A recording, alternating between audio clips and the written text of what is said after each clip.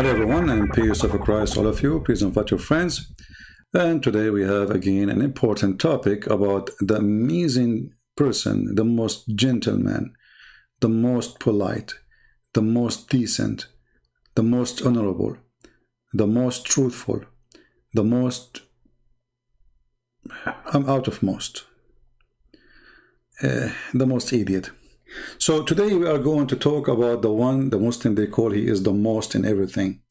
Reality check is what we will do today. So please invite your friends. Let us put Muhammad into test and see how much truthful what Muslims they say to us about their prophet. How much he is really what they claim. So a question was given to Dr. Yasir Qadhi. And Dr. Yasir Qadhi is very well-known doctor. I mean, his specialty is idiots. And because his specialty is idiot, and he is one of them, he is going to give you the answer which only super intelligent people can give, period. And I like to put that period at the end, like with period. So let us see what Dr. Yasir Qadhi will say to the person who asks a question about the mental problem of Muhammad, if you have any. Even if we know that Muhammad was sincere, how do we know he was not deluded? Meaning, he believes that he is getting a revelation from God and he is really sincere, but he's really crazy. So this is a point that some non-Muslim academics believe. Now, as you probably know, I have studied in the Western academia. I have my PhD from a non-Muslim university, so I read a lot about what others say about our Prophet ﷺ. By and large, the medieval theories that used to exist, that our Prophet ﷺ is some type of deranged person or some type of power-hungry person, by and large, most Western non-Muslims who study Islam have discarded those theories. What do they believe? They believe exactly as the questioner has said. And that is, they will say, and there are many authors you can find, many famous people who will say this, that clearly our Prophet ﷺ believed himself to be a prophet. Because they cannot explain it in any other way. This is number one lie. Did really Muhammad believe himself to be a prophet? This is number one lie. The proof that Muhammad, he did not believe himself to be a prophet, can be found in the book of Muhammad, either in the Quran or in the Hadith.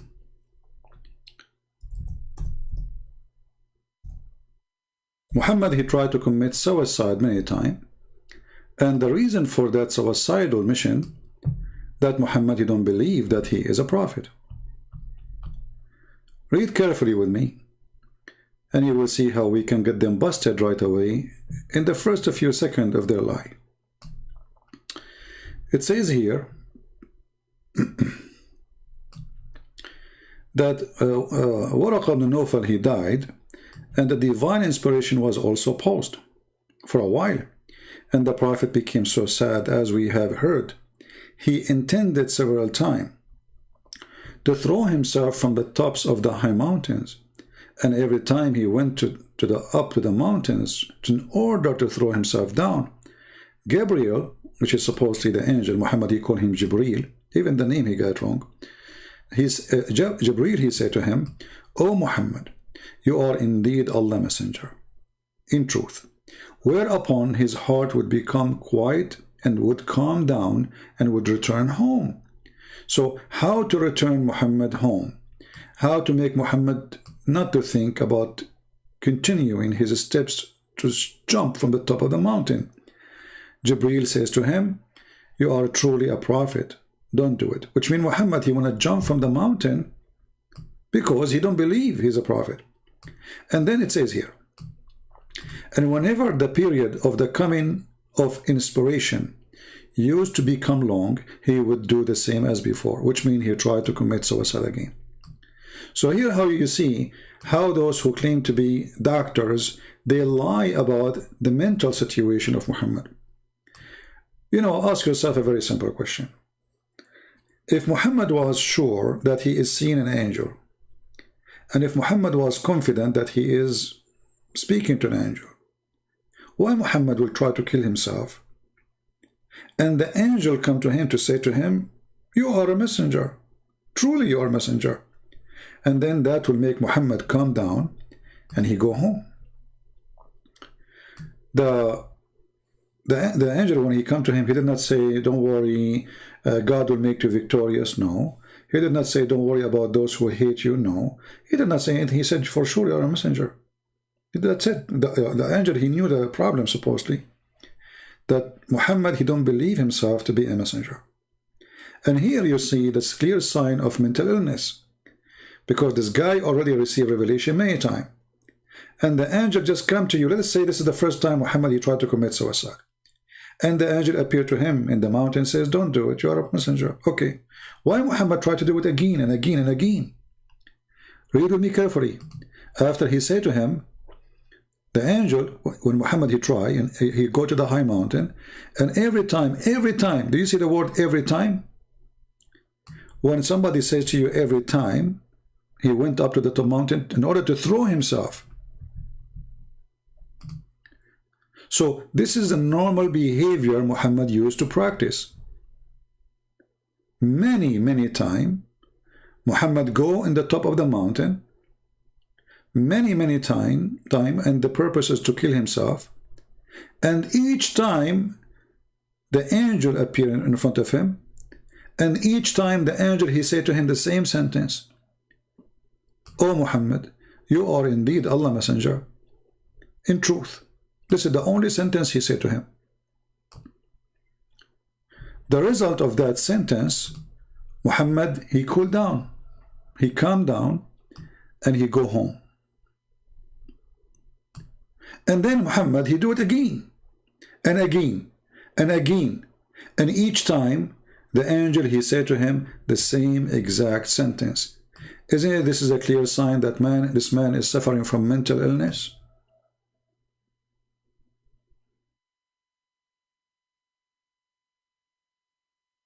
So, obviously Muhammad is a person suffering from mental illness. You do not need to be a genius.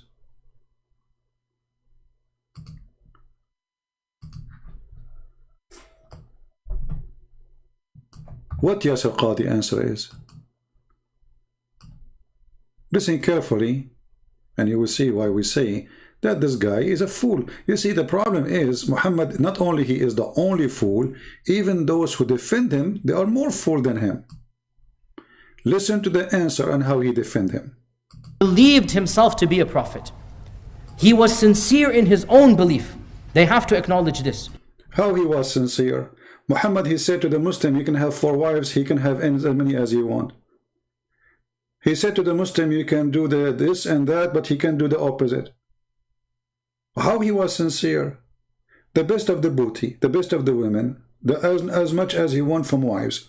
He can take whatever he wants. He can choose whatever he wants. He don't even need to do ablution when he pray if he want. He have, so Muhammad, he was sincere.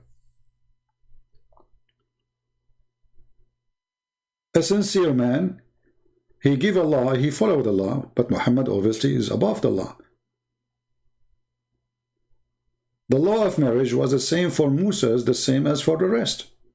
Not there's a law for Moses and a law for the rest of the Jews. Muhammad, he created law only for himself. How he was sincere. Muhammad the sincere, he went to his own son's wife when she is in the house of the husband. Muhammad, he told his men not to look at women, they are not theirs. But Muhammad, he could not hold his sincerity together when he saw a tall white woman see-through clothing. He started flirting with her, and later then he went to, obviously the wife of this guy, she is a bad woman too. She went to her husband, she told him, your father, he was here and he flirted with me. The son, he ran to his father saying, father, let me divorce her. Muhammad the hypocrite, you see how sincere, he said, why you want to divorce her? The guy imagined the filthy Muhammad 5 minutes ago, he was flirting with his wife.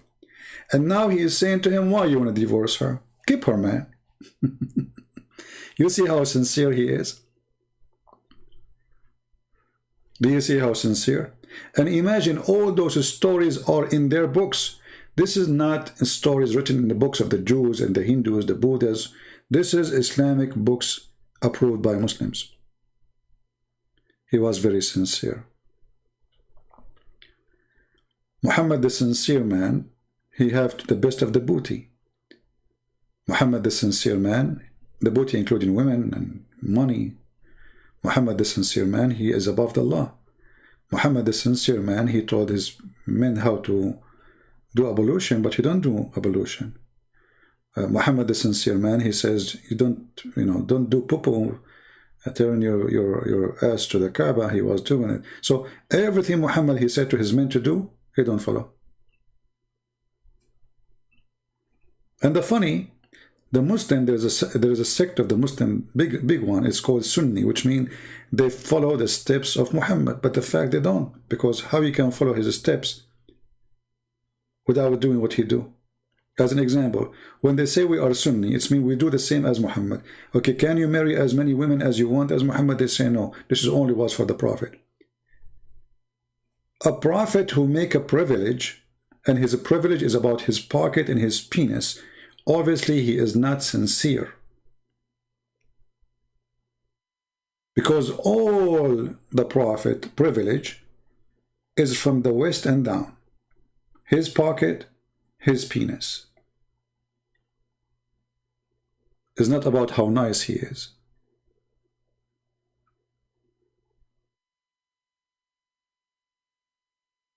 Somebody saying, what is the motive? Actually, I saw a video, I forgot it was who, the Muslim, he was saying, it wasn't the Deen show. He said, well, if we want to see if Muhammad is a false prophet or not, we have to look at the motive. You know, did he take to himself something? The Muslim, they claim in their TV station that Muhammad, he did not want any privilege for him. Whenever all of Islam is a privilege to Muhammad. Muslims, they have to pray on Muhammad. Allah have to pray on Muhammad. You cannot convert to Islam unless you associate the name of Allah with the name of Muhammad. Allah and the angels and the Muslims and the believers, all of them, they are praying on Muhammad. Muhammad became the center of the universe. If the Prophet, his eyes fall into a woman, her husband must divorce her, and this is in Islamic books. Right?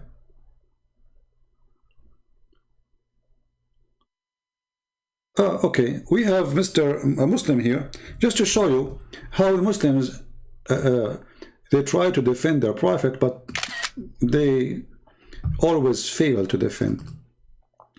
We have a Muslim here saying the following. Let us put it for you on the screen. He's upset, and I understand, it's okay. The hunter, he said, you are only good at one thing, cherry picking and fooling people. Okay, I'm picking up my cherries, but the cherries are there. You just admitted that your Prophet is a tree of a bad cherries. And the accusation to me that I'm showing you the bad things about your Prophet. So that's it, you agreed he's bad. Thank you. Because if the cherries are not there, you are the one who said cherry picking. Cherry picking mean they are there, but I'm electing the bad ones, right? Okay, but still he's bad. I did not create the cherries. I did not make them up. They are there. So can you deny that your Prophet, he was flirting with the wife of his son? Or you want me to show you the reference? You would like to call me and challenge me? And I will make you read from your own books? Do you want me to show you Allah making a verse for Muhammad saying, why you tell that guy don't divorce your wife when you want her? Have you ever heard of a God? He make verses just for the sake of Muhammad penis? So my friend, if you want to say what you are saying, well, I agree with you. I'm here to pick up my cherries. Because all the cherries of Muhammad is bad. Can you show me good thing about him? Look what Aisha, she said. Maybe Aisha, she was picking up her cherries too.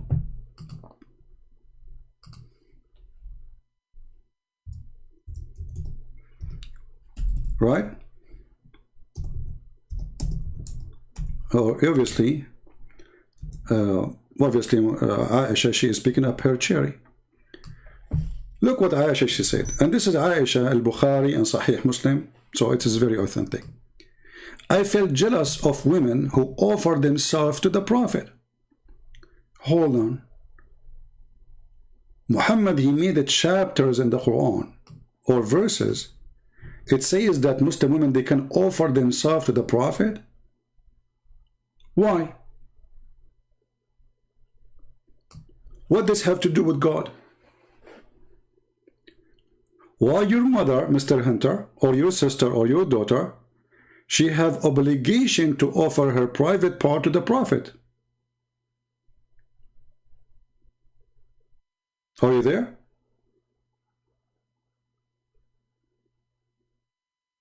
Don't use bad language, Jose, otherwise we will block you. Let me see if I can find that video so you can die laughing with me. How the Muslims really lie when they defend their Prophet. I will try to search.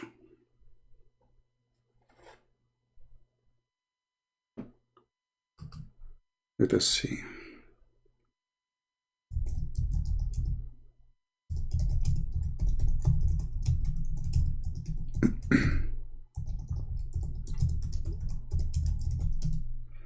Oh, I was typing in Arabic.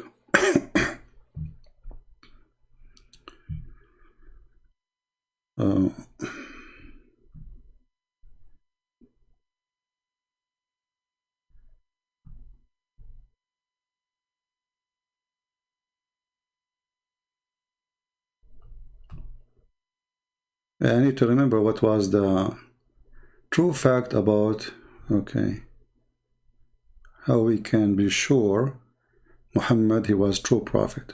Okay, let's see this one. Maybe this one. I don't think so, but maybe we can try it, you know, we will see. Dear brothers and sisters, I began this khutbah with three. Let us see, this is not the Deen show. That guy, he lied, he make it the Deen show, but it's not. I'm trying to find it, you know, hold on.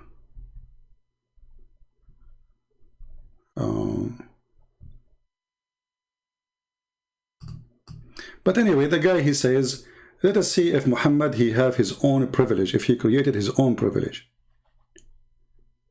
Right?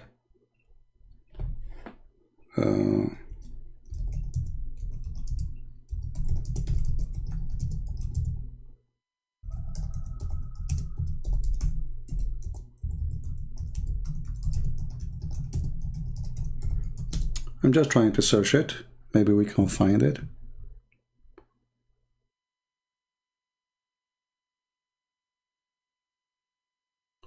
I found Zakir Naik. It's not time to laugh now.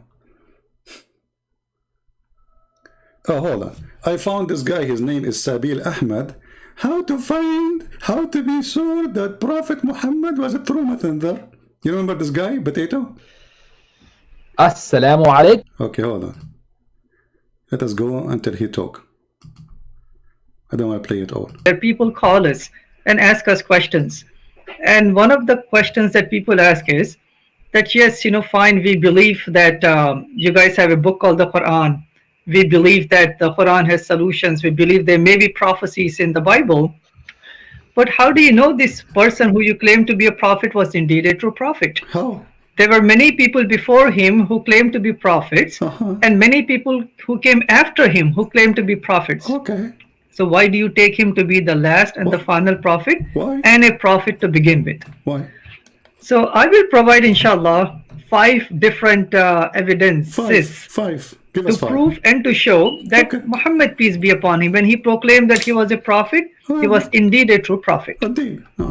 Now, there are 1.8 billion Muslims around the world, and we all proclaim.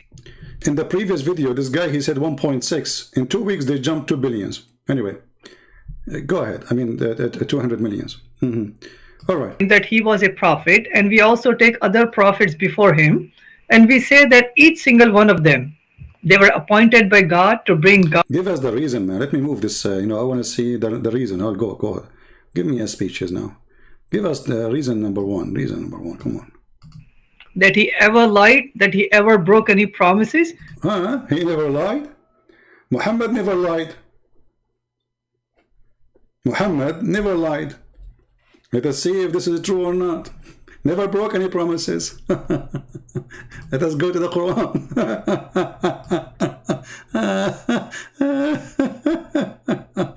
Oh boy. Muhammad never lied. I'm not going to talk now about lies, about science and history, and no. I will show you a clear evidence that Muhammad is a big fat liar. Number one, he said never broke a promise. If you go to chapter 9, verse number 1, you will see Muhammad washing his hands from all the agreement with the kuffar.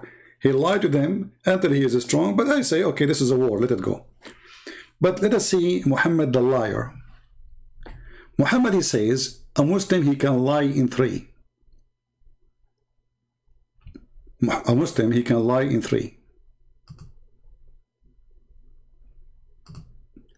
A man is speaking to his wife, a wife speaking to her husband, one of them.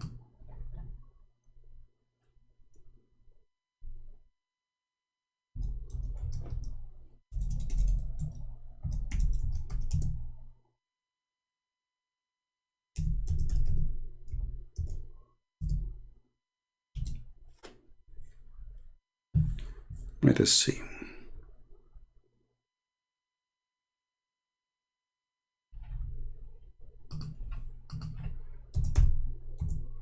Muhammad, not only he lied, he taught his followers to lie. And he made it officially lawful.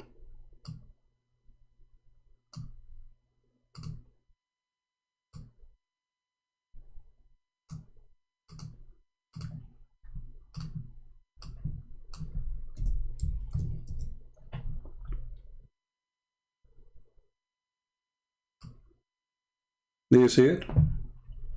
It is not lawful to lie except in the cases something a man tell his wife to please her. Hey husband, are you cheating? No, for sure I'm not. Do you have a second wife? No, I'm not. And the wife, she can lie to her husband too.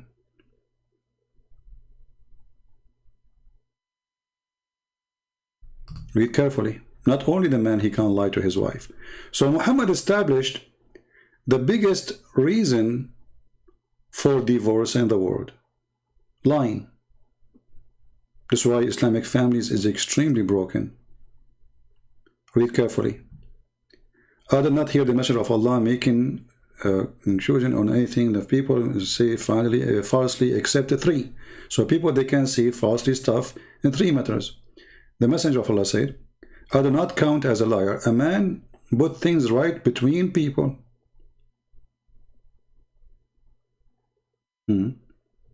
Saying a word by which intent only putting things right. Well, how's that? You have 2 friends and they are, they hate each other, so I lie to the first one, I say the other one he like you, and I lie to the other one, I say the other one like you, and now I'm fixing it, but sooner or later they will find out this is a lie. So how lie can fix a problem? Is that how Muhammad he speak to Muslims? Is that how Muslims speak to Muhammad? Lying to each other to make things right? This is a society of lying, and that explains that in Middle Eastern in general, and I'm from the Middle East, they cannot have a government which is not extremely corrupt.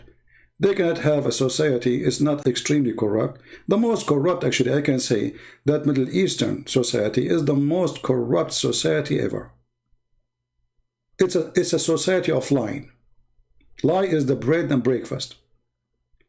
And the man says something in war. Well, I will let that go, I mean, come on, you will not say the enemy where you hide your weapon, right? No problem. And a man who says something to his wife and the wife says something to her husband. That's it. Family is destroyed.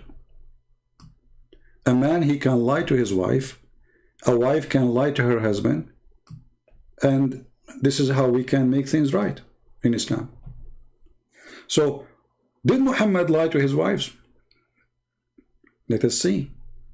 if Muhammad did lie to his wives.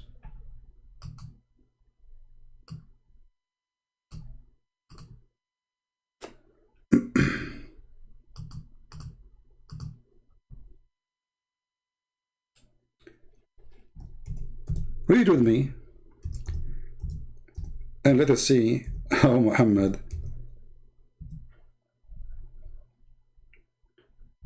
he used to function with his wives.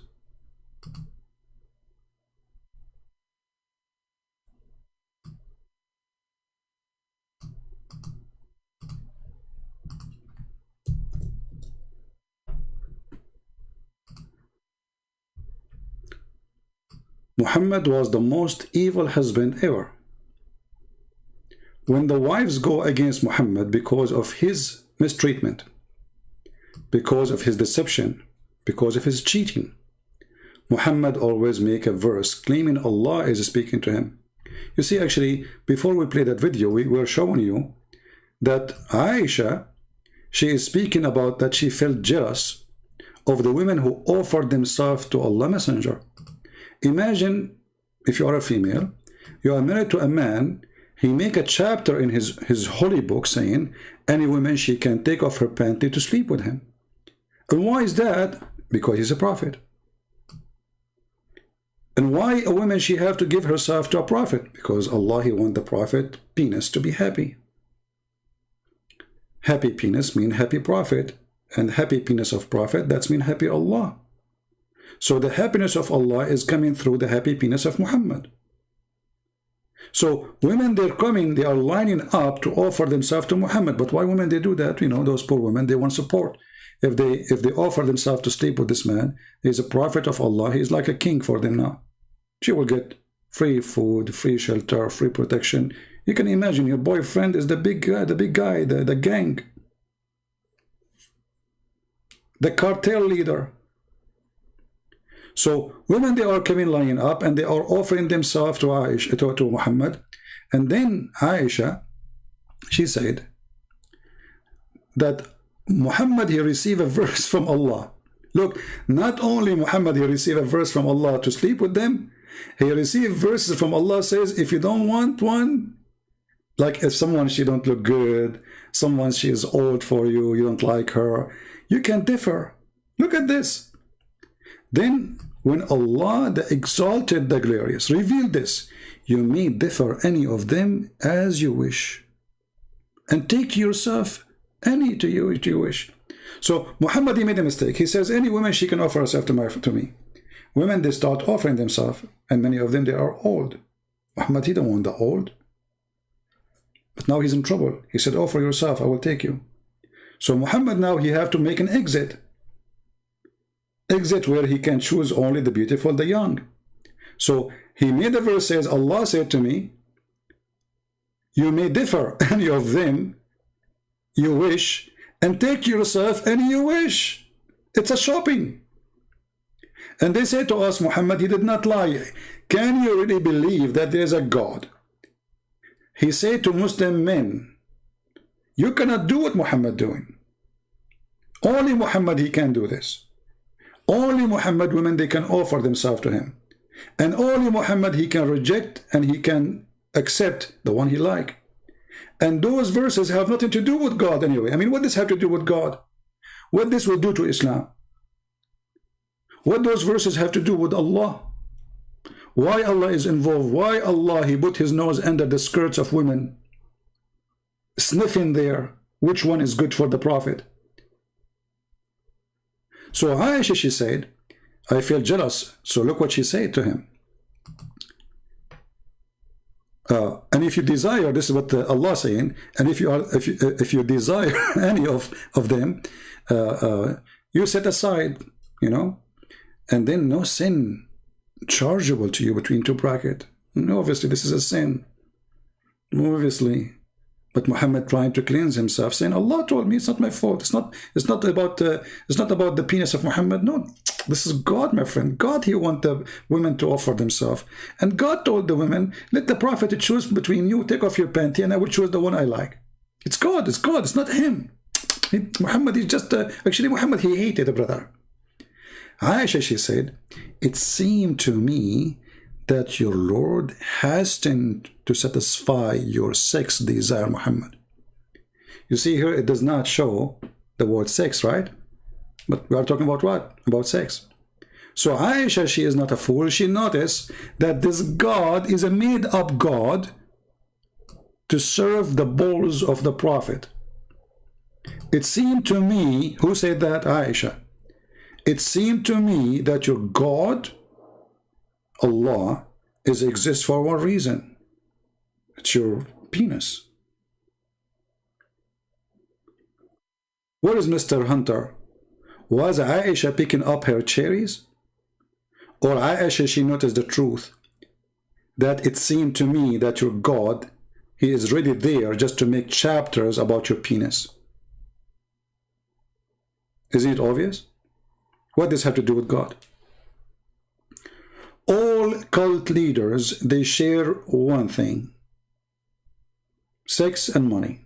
They want from you your money, and they want your women, all of them, and they want to sleep with as many as they can. So all what it takes Muhammad to do so is to create chapter saying that Allah told me that. It's not me. You see? It's not me. And now Muhammad buys, you know, why Muhammad don't say that without permission? I mean, why he is needing a chapter in the Quran? I mean, he is the prophet, supposedly, right? And people obey him anyway. But by saying that Allah said to me, then nobody dare to question.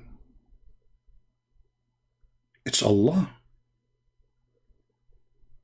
You remember the one who claimed to be Christian priest? His last name is Dollar. Even his last name is Dollar, what you can say. He said to the Christian in his church that God told me that you need to buy a jet. This guy, he don't want to take a flight like everybody anymore. He want to take an airplane by himself. God told him, brother. God. See, God told him, and then nobody questioned where the money will go. You see how easy it is? He went to his bedroom, he woke up in the morning, he told them, God told me that you need to buy a jet, and nobody can stop me from buying it. And then, okay, so Mr. Dollar, he got now not only permission, he is getting order. He's a poor guy, he don't like to take airplane anyway. But now God told him to buy an airplane. This is the same scam. Muhammad is no different. Scam is a scam in every century, in every time, in every day. God told me. So Muhammad now is horny. He want to sleep with women. They are not his. It's not enough what he have. He want more. So he made a chapter, and the chapter is any woman she can offer herself. And then after that he made a verse to fix that chapter because he noticed there's something wrong there. What about the woman? She is not good looking. What I will say to her now? I told them you can offer yourself. Oh, Allah told me I can't differ any of you. I can choose any of you or can put you in the side, put you in the shelf, or kick you out. Here we see Muhammad picking up his cherry. Where, Mr. Hunter? According to Islam, Muslim women are the cherry of Muhammad. And Muhammad, he tastes each woman and he split the one he don't like. Are you there? And this is a clear sign of mental illness. You see, greed is one of the signs of mental illness. Greed is a clear sign of mental illness because, you know, a smart person, he don't do that, by the way. A smart person, he is not controlled by his mental illness. This guy, he thinks he is the center of the world. Everybody is made for him. Those women are not women to like this society is there to serve his pleasure, not the opposite. He is not a servant of the community. The community is his sex servants. To the point he won their wives. And he made chapter, any women of yours. And then we see in the Muslim books, it says, if the Prophet's eyes fell into a woman, her husband must divorce her. Why is that? Why a prophet? If his eyes fall into a woman, her husband must, she's married. This is not, now we are not talking about women she is offering himself. We are talking about a woman he just saw. And this woman, she have a husband.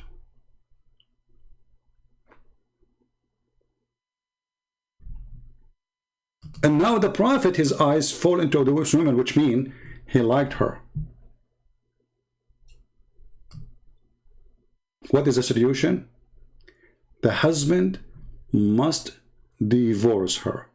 And it's lawful for the Prophet to if, and excuse my language, because this is what it says.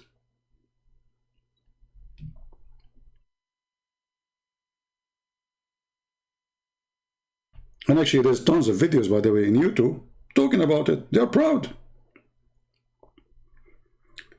They are proud about it.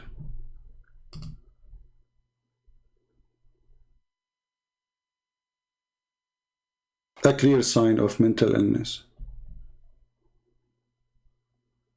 This man, he is now in a position where he can claim that anything he say, anything he asks for is coming from God. And because of his mental illness, he thinks that nobody will question his madness.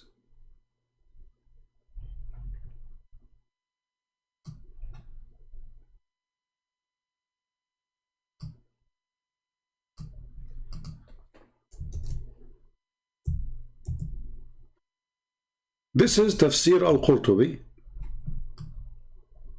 page number 14, volume number 14, page number 212. The privilege of the Prophet. He has 16 privilege. The first one, the best of the booty. The second one is to take the fifth of every attack. And then he continue, and the fifth, to F any women by just word. He do not need to go anything. You know, just say, I want to F you, and she is already there. And then a woman, she do not need a permission from her father if the Prophet want to F her. And then he do not need to pay the women to F her for free. And then he can have sex in the time of Hajj or going around the Kaaba. And then all the oath he took to his wives, it fell down. He do not need to keep it. You remember this guy, he said the Prophet never broken a promise. He never lied. So when you take an oath to your wife, swearing you will do this, and then you tell them that I am above this, God, they don't ask me for oath to practice. You just lied. And not only you lied, you used the name of God to lie. And then that number 10 is وقع نظره بصره على امرأة وجب على زوجها طلاقها وحل له نكاحها. If his eyes fail into a woman, her husband must divorce her so he can F her. Let us use Google translation, because maybe Christian Prince is not showing you the truth. And again, by the way, those who say is lying to you is not truthful. This is Tafsir al-Qurtubi. This is one of the biggest sheikhs in the Muslims. This guy, his ass is 20 times bigger than the Quran when it's come to knowledge about the Quran. Translate to English. Interpretation of al-Qurtubi, volume number 14, page number 212. All right, here you can go and see, and you will see it's the 16, the total 16 advantage or privilege Muhammad here. Okay, what are they? All is about money and sex. Money and sex. Here the word nikah, they translated as marriage.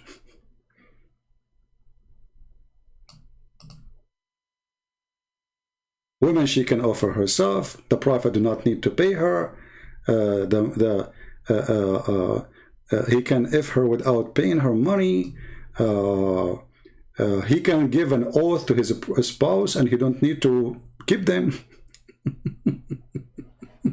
He can have sex during the Hajj. He can have sex around the Kaaba. And then if his eyes, if his sight, number 10, falls into a woman, her husband must divorce her. So the Prophet can if her. And she became permissible for him. Do you see it? Do you see it, my friend? This is a clear sign of mental illness. For all those privileges is not a privilege for a prophet of God. Those are a privilege for someone taking advantage of those poor people. He's a scammer. And he is, because of his mental illness, you see, I believe that even a scammer he has mental illness. Why? Because he's not thinking right. Maybe you can be successful to take the money of somebody, but that will not change the fact that you have mental illness. You're sick. Stealing the money of people, especially poor people. That is a sign of clear sickness. Evil inside him. So if his wife, Aisha, she said, well, look like your God. It seemed to me that your God, the one you call him Allah, is nothing but a scam. Scam you created so you can satisfy your sexual needs.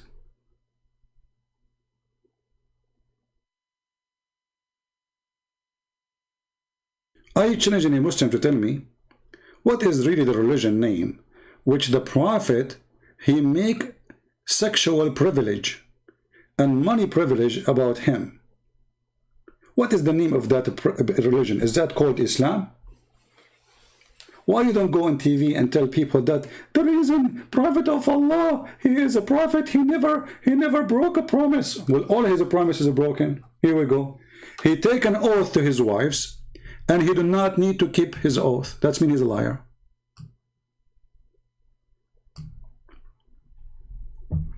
He do not need the fall of oath between his spouse. He can take an oath for them and he don't do it. This is a privilege. Imagine a privilege to be a liar. A privilege of the Prophet is to be a liar who say an oath and he break his oath even to his wives.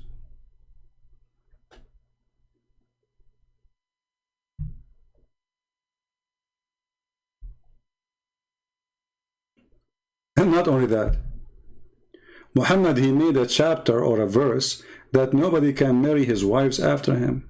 See how sick he is? If you ask a Muslim,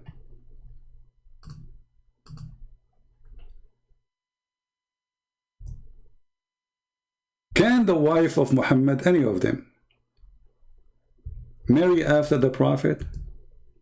He will say, no, they cannot. Okay, that's a cow. Why? Is it lawful in Islam to marry a widow? Yes, it's lawful. Okay. Well, Aisha now, Muhammad, he died and she is not even 18 years old. Can Aisha marry someone? No. Why? Guess why?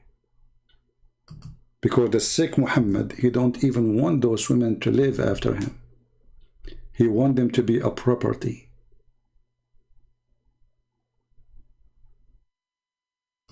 So he claimed that Allah, he gave him a chapter.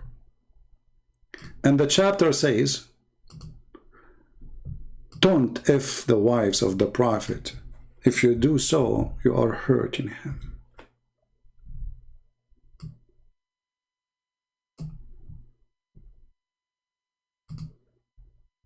Can you believe it?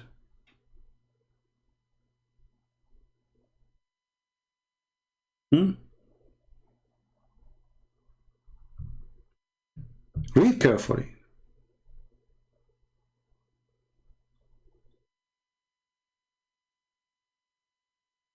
It does not behave to you to give offense to God apostle, just as it would not behave or behove to you to marry his widows. You see the clear sign of mental illness? He owned them until death. Every woman Muhammad he slept with, nobody can sleep with. A clear sign of mental illness. Selfish, sick, idiot. So now Aisha, she is 18 years old, 17 going in her 18, and now she cannot marry. If you ask Muslims why marriage is allowed for a widow, they will say to you because it's more better, so she will not be tempted, she will not go sleep around, and that is the best way. Okay, how come only Muhammad wives, they are not allowed to practice what is against temptation? Isn't it better for Aisha to get married again? No, no, and not only that. He claimed that his wives are the mother of Muslims. Do you see how the privilege is fading all over Muhammad? And all of it is about sex. You know, we can ask the Muslims the same question. Hey Muslims, what is the privilege of Jesus in Christianity? Any Muslim can show me one privilege, it is sound fishy? Where is Mr. Hunter? Hey Hunter, pick up your cherries. Can you pick up your cherries about Jesus?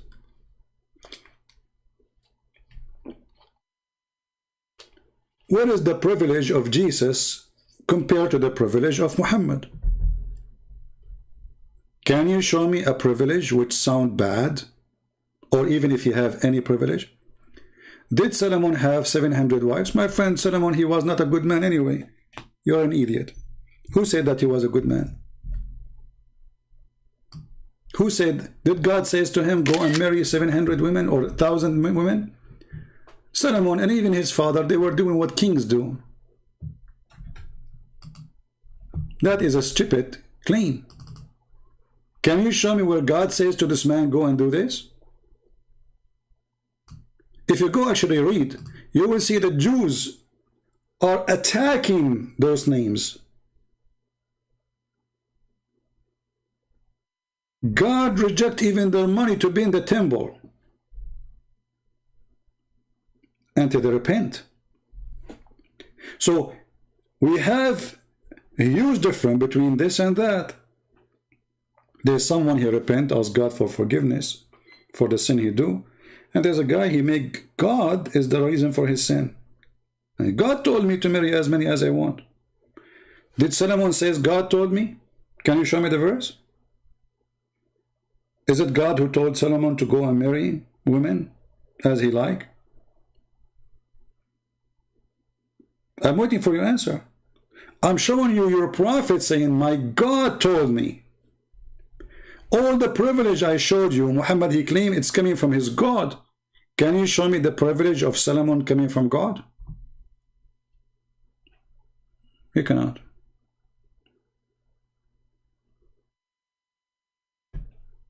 Right? Your God said it is wrong to Solomon to have such, what another knows guy? Yeah, for sure, my God, he condemned all of them. Go read the Torah. And actually, one of the amazing things about the Torah, that part of the book is written in the time of those names, Solomon and David. And it's written in their time, negative things about them. Can you believe it? And they are the kings. While they all exist as kings.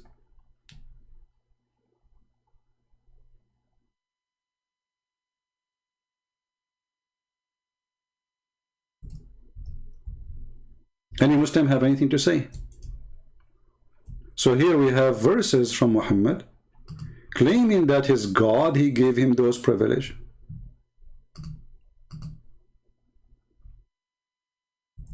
Why? What does this have to do with God?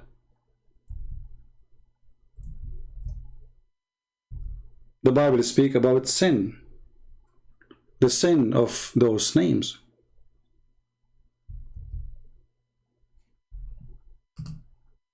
Muhammad, he speaks about his holiness.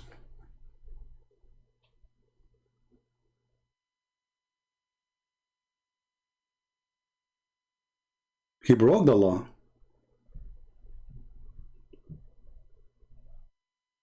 In the Old Testament it says a king is commanded not to multiply horses or wives. He knew the command. He should not multiply. He broke the command.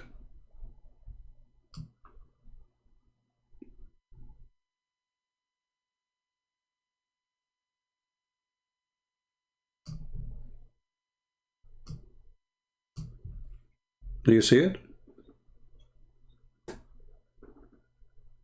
So he's a sinner.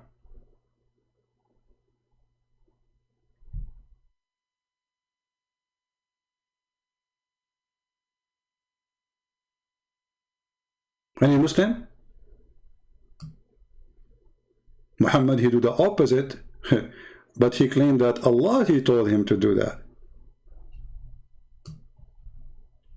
So Muhammad, he broke the law of prophet before him too. He's doing it just for fun. Abraham, okay, you see, here we go. The story of Abraham again. Did God say to Abraham to marry the slave girl? No. Actually, the opposite. But the guy, he was desperate to have a child. He's not marrying just to marry. He's not marrying for sex. Even though it wasn't right. You see here your stupidity? Can you show me the verse where God says to Abraham, go, marry, have second wife? So a Muslim, he is so desperate to defend his prophet, but always they fail. And look, we say to them, what is the privilege of Jesus? They show you the privilege of Solomon, who was a king disobeying God. So you agree with me that Jesus, he did not give himself any privilege and he never broke the law. And Jesus is the person of extreme decency. Do you see how they escape, or they try to escape? They fail.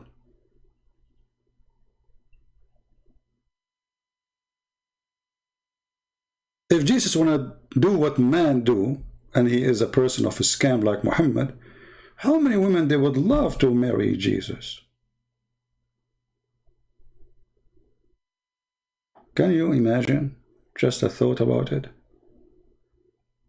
Jesus even never owned a donkey. Did he charge people for miracles he do? Imagine if I can today make the blind see, just the blind, not all disease and illness or disability. Just make the blind see. How much rich I will be. How powerful I will be. Imagine if I can just raise people from death like Jesus. Kings will bow down to me. They will give me all their money to keep them alive. Still, Jesus never asked for a privilege. Not only Jesus never asked for a privilege, he said to his disciple when they tried to push him away from washing their feet, if you don't let me do it, you don't belong to me. If you don't let me wash your feet, I don't know you. You don't belong to me. You have nothing to do with me. Jesus did not ask for a privilege to be a master even. His privilege is to be a servant.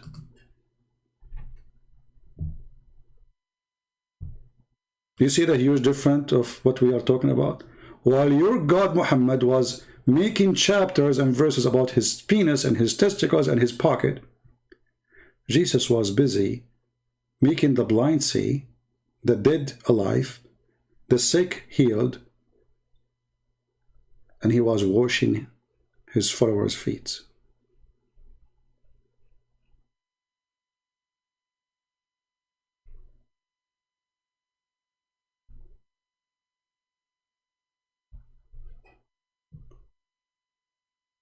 When Jesus, he wanted to wash the feet of his disciple,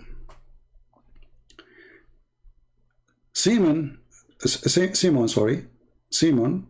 and Peter say to him, Lord, you are washing my feet. In Arabic, we call him Simon or Shamun.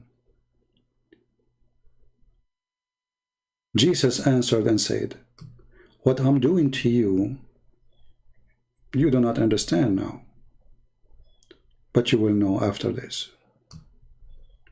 Peter said to him, you shall never wash my feet. Jesus answered, if I don't wash you, you have no part with me. If you don't let me wash your feet, that's it, it's over between us. Simon Peter said to him, Lord, not my feet only, but also my hands, my head. If this is what you want, I'm all yours.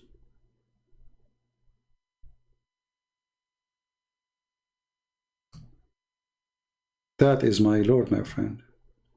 And that is the scam, your prophet. So when the Muslims try to present to us Muhammad the amazing man, they always feel Muhammad was a scam in every scale. All his life is about his penis, his money, his women, his gold and his silver. And then the Muslim, they say to us, do you know when the Prophet, when he died, he borrowed money from the Jews? Muhammad, he killed all the Jews when he was dying. There's nobody left. What a big fat lie. Isn't it Muhammad who says, if I've been victorious, I will kick every single Jew and Christians? So wow, when he was dying, he was borrowing. He gave his arrow and his spear to a Jew. This is one of the lies they say to us. But Muhammad, he kicked them all. Not a single Christian, not a single Jew.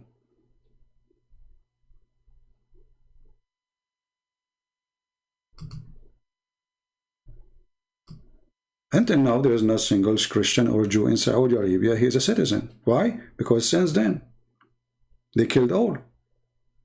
The lucky one is the one who escaped, run away in the desert. The unlucky is got killed.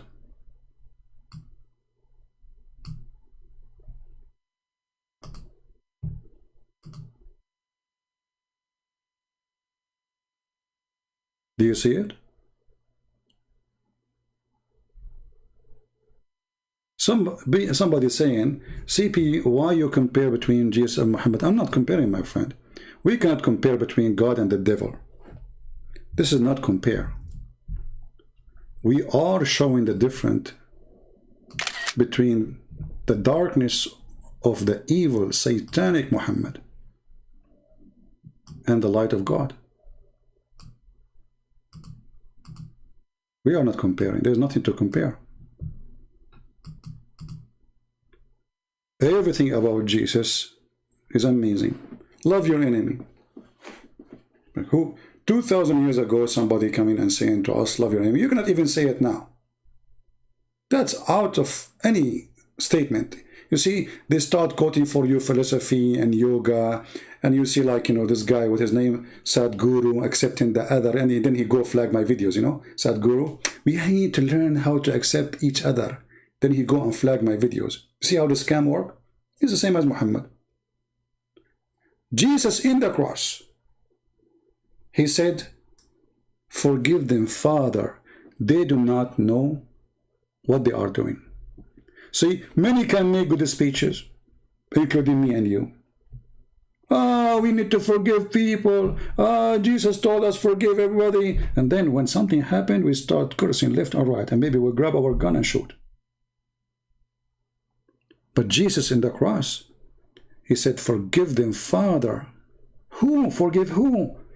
The one who just put nails in his hands. The one who was just torturing him. The one who put a spear in his chest. The one who put nails in his feet. The one who put, you know, all kind of ugly plants in his head. The one who made him drink vinegar instead of water. Forgive them, Father.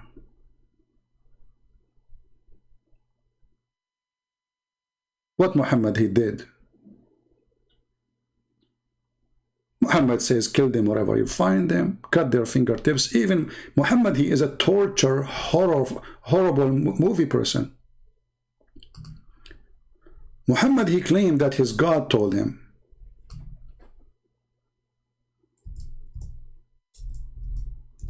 His God, not him. That the best joy for him is to cut their feet and their legs from different directions, opposite directions. That is supposedly justice. My keyboard sometimes is not responding. Anyone who waged war against Allah Prophet. How you wage war against Allah Prophet? It can be anything. Like me now, I'm waging war. What is the punishment? What is the punishment? To cut his hands and his feet from opposite direction and to be crucified.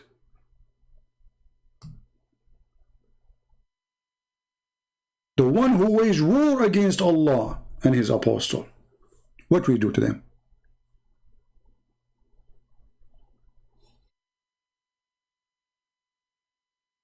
Slay them. Cut their hands, cut their feet. Crucify them.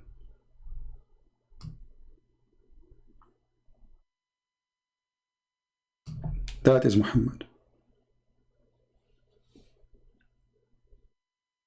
A woman, she spoke against Muhammad. Her name is Qirfa. She is over 8 years old. Do you know what the first thing Muhammad he did to her? He tied her legs, her feet in 2 different camels, and he ordered the camels to run in 2 different directions. The result is he split the women alive. That is the faith in Muhammad.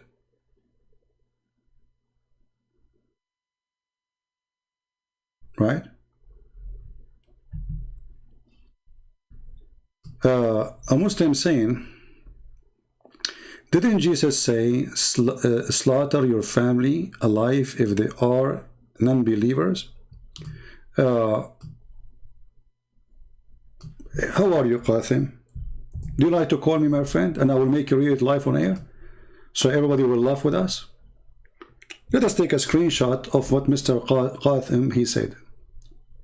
Qasim, I think his name Qasim, like Muhammad.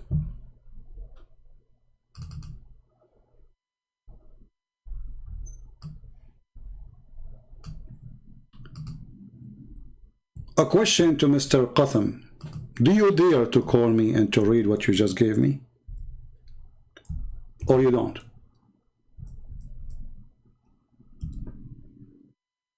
Just to show you how Muslims, you know, they make articles, they copy paste, but their articles are articles of idiot.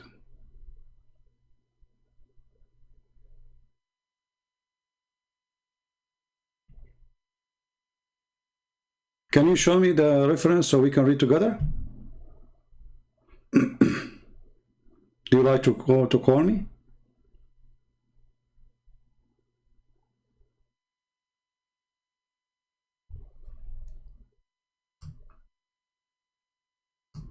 This is the verse. Isn't it your prophet, he said, the one who changed his religion, kill him?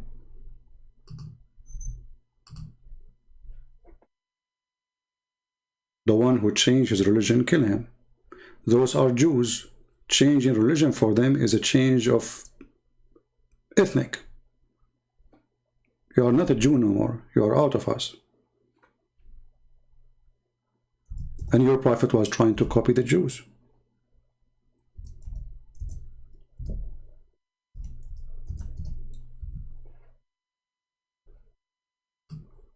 Whoever of you change his religion, kill him. Your brother, your father, your son, your daughter, doesn't matter. Are you against it now?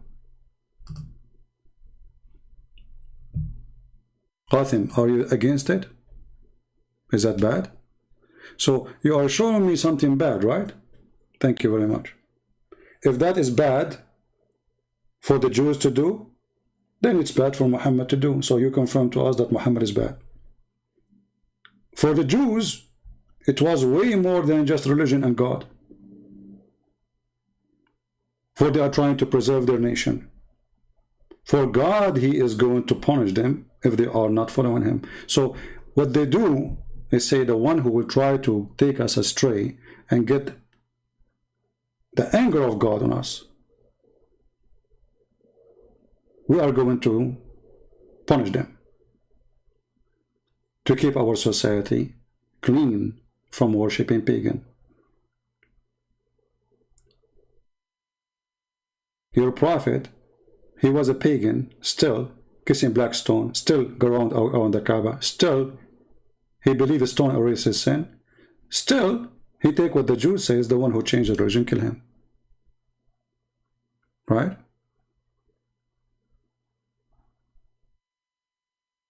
The Quran says that. Oh, hold on, let me show you what the Quran says about your mother.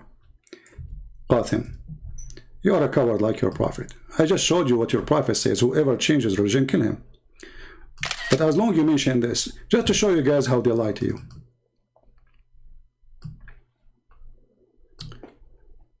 The Quran says, why you don't call me so we can have a nice conversation? The Quran says if your mother and or father are non-believers and they tell you to worship other gods, say no to them, but to treat them kindly. Guys, did it say here treat them kindly? Read carefully. Did it say here treat them kindly? In this word? Okay, thank you very much. Remember, it's you who gave me the verse. It is you who mention it. A clear sign of Muhammad being crazy man. Again, let us put it for you on the screen. Chapter 31, verse number 15. Remember, okay? And if you don't like this translation, we can change it for you. You know, if you like Yusuf Ali or anything. Read carefully with me.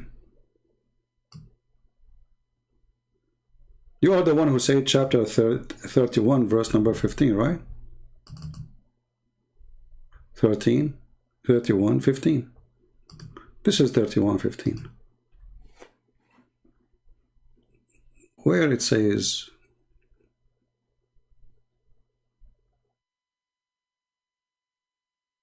are you there, Mr.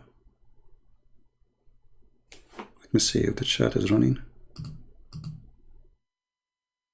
Okay, so let us say that this verse is saying what he is saying. So how can you explain this verse then? A great example of Muhammad being mental. Muhammad, he said, you cannot be loving to someone who opposes Allah, even if they are your parents or your family.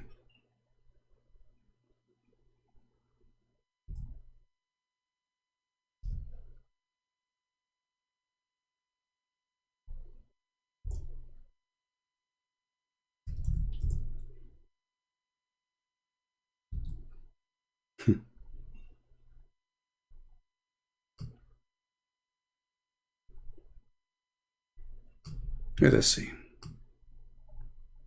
Read carefully with me, and we will put the two verses together.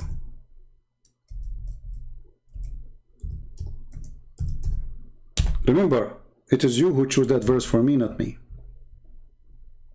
And we will go back to that verse, by the way, because we will laugh at it more. Chapter 58 is about your parents, about your mother, about your father, about your son, about your brother. You will not find any people who believe in Allah and the last day, loving those who resist Allah and His Messenger, even though they were their father, their sons, or their brother, or their kindred, for such has written faith in their heart. Do you see it? So you cannot be a friend to them, you cannot love them, you have to hate them. So how it says, you know, be kind to them? Let us go back to the verse you mentioned to us, because there's something wrong. Can we go there? So chapter 58 verse number 22 says, you have to be always an enemy to your parents. Let us see. We have enjoined a man to be good to his parents. Mr. what's his name? Qasim. Was your prophet good to his parents? Was your prophet good to his parents? You will say to me, they died before he was born. Yeah, I agree. Muhammad's father died 4 years before his birth, which is weird, right? But this is not the question. Was he respectful to his parents? Muhammad, he never respected his parents. Or we can prove it.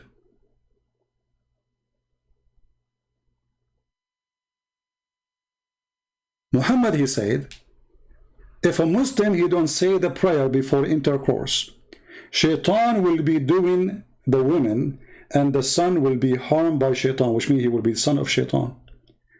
Based on this, Muhammad, he claimed that Shaitan, he had sex with his mother because his father was a pagan worshipper and his mother was too. So Shaitan, he did boom boom to his mother.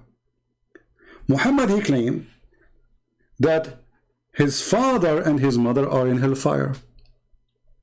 When the mother of Ali, she died, Fatima bint Asad, he slept with her in the grave to make the grave less press on her or pressure on her, which is very weird. Again, additional sign that he has mental illness. You sleep with the women in the grave to make the grave less pressure on her? Since when that will work? Did Muhammad sleep in the grave of his mother to make her grave less pressure on her? Did he dig the grave and he go and he hug the bones of the women who is his mother? Or he slept only with mother of Ali because she is beautiful and she is young? Right? No, it says, hold on. You see, guys, just to show you how they lie. Look at this. Look at this coward who don't dare to call me, yet he has a mouth. Look, it says, read carefully. Look what he said.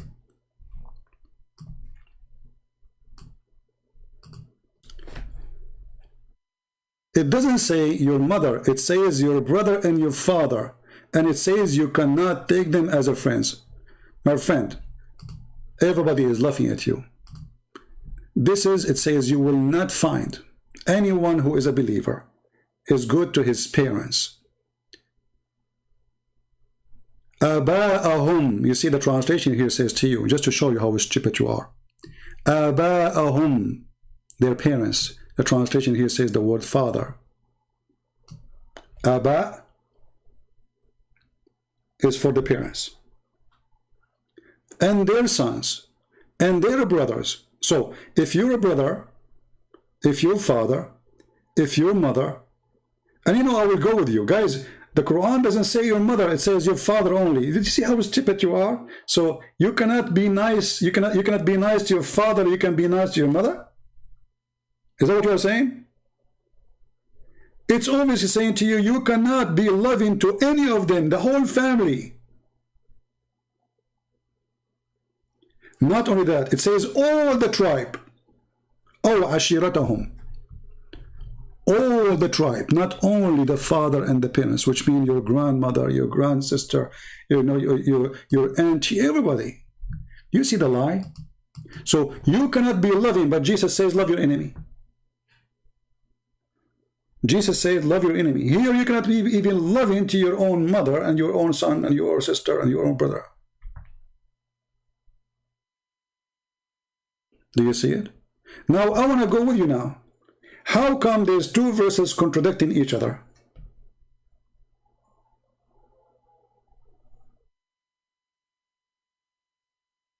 Look what it says here. إِنَّ الَّذِينَ يُحَادُّونَ اللَّهَ وَرَسُولَهُ. Those who resist Allah, they are the most to be humiliated. So you have to humiliate your mother.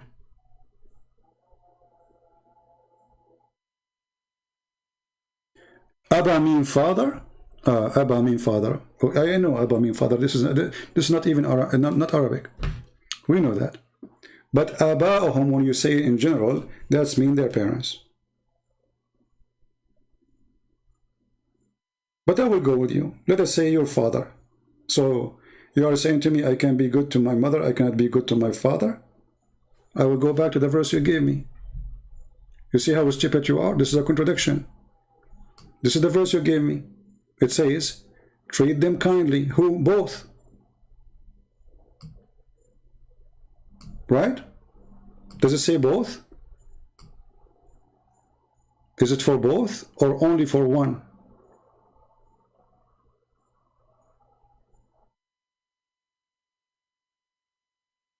Are you there?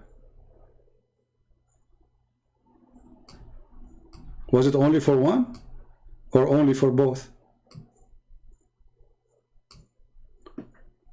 So one verse says be good to them, to your parents. The other verse says you cannot be loving to them. Is your father is part of your parents, or you are a person who have a single mother? Your mother, she gave you birth by using some kind of plastic stuff. Plastic surgery, maybe she inserted you there. So here you see the contradiction.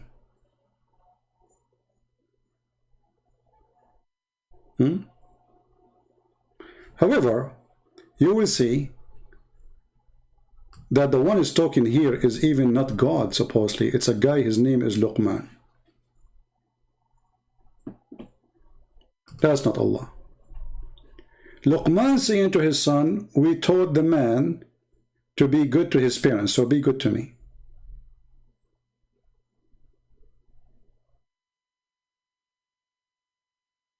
So again, the example you gave me is a false example.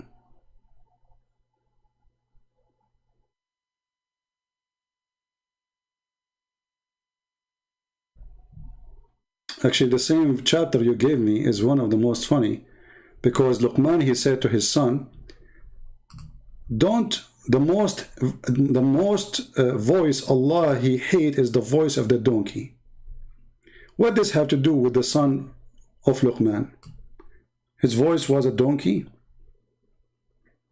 Is that God's advice?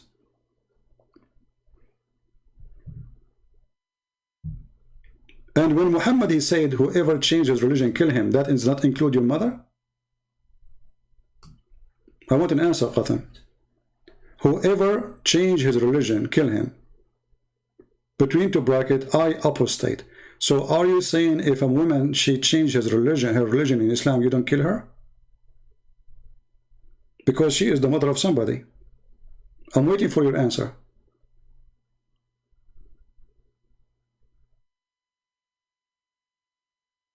You cannot take them as a friend? No, it says yuaduna. Not only you cannot. You see, you are a liar. Here we go. It says yuaduna. They cannot be good to them. They cannot be loving to them. You are a potato again. You cannot be nice to them. You can change the translator as you want.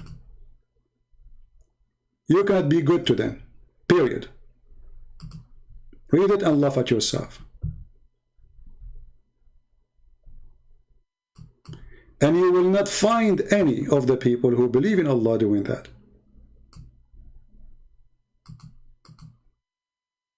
Again, you get yourself busted. Now I'm asking you a question.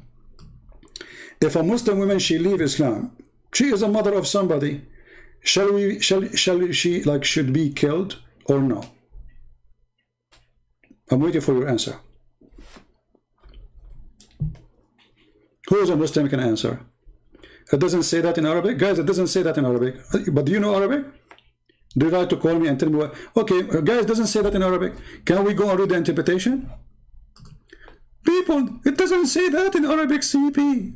We can go and read the interpretation. Do you accept? What interpretation you like? Al-Qurtubi, Al-Tabari, Al-Jalalain, Ibn Kathir, which one you like? Just to show you who's the coward here. It doesn't say that in Arabic. This is your translation, you idiot. None of the translation I'm showing is my translation. It doesn't say that in Arabic. So what it says in Arabic? Hey, let us see the interpretation. Hold on. Let us go to Tafsir Ibn Kathir. Now he will say Ibn Kathir is a Djupet. He don't present Islam, brother. He is a Jew. He's a Hindu. It doesn't say that, CP. Chapter 58, verse number 22, Ibn Kathir. Or even a Jalalain. Let's see, we want Jalalain. And we go to Ibn Kathir, no problem.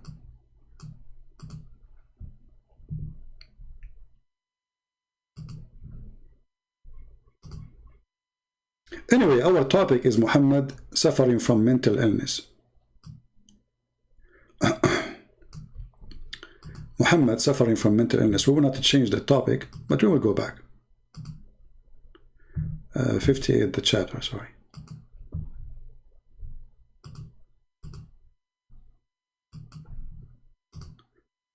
Read and love. Where is the admin? My admins are asleep. The name you mentioned, he would not even dare to say hello to me. And he is the one who exposed Muhammad too. This Tariva singer, he said that the one who said Jesus is born of a virgin, he is a liar. This is coming from the Greek mythology. Go watch the video. I made a video about it. Which means he's claiming that Allah is a fraud and Muhammad is a fraud. Read carefully. You will not find people who believe in Allah and the last day. Love him, be friends. Those who oppose Allah and his God messenger, even though they are persons where their father, that they say to believers, father, their sons and their brothers, and you see it? But maybe you don't like this interpretation. We go to different interpretation. It says don't be friend and don't be loving, both. Let us go to Ibn Abbas, the cousin of Muhammad, bigger scam. It says here, okay, you cannot be loving to those who, okay, in matter of religion, meaning the people of Mecca, blah, blah, blah, blah, blah, and their relative, blah, blah, blah, blah, okay. And then he cast love of their faith of their heart and has stringed them, okay. This is a Muslim, supposedly. It's just a stupid story. But we end with the same. So now we go back to Muhammad, the sick man. If there is really a clear proof, additional to Muhammad trying to commit suicide, that he is mentally ill, absolutely. Read with me this hadith as an example. When a man is not homeless, he have a house, he have many wives, he have a lot of money, he married number 2 rich person in the town, Khadija. So he raided a lot of money. And then this rich man, he go and he jump in the water, have dead dogs and women blood from period and stinking garbage thrown in it. How we can explain such a behavior?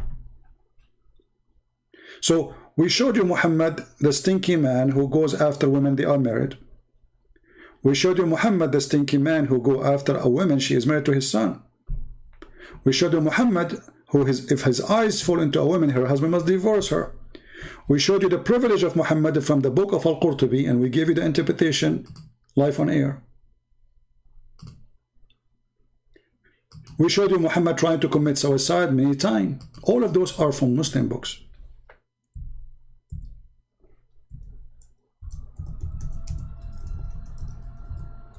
Now Muhammad is literally stinky. You see, if you say the word stinky, a Muslim might say to you, that's, you are insulting.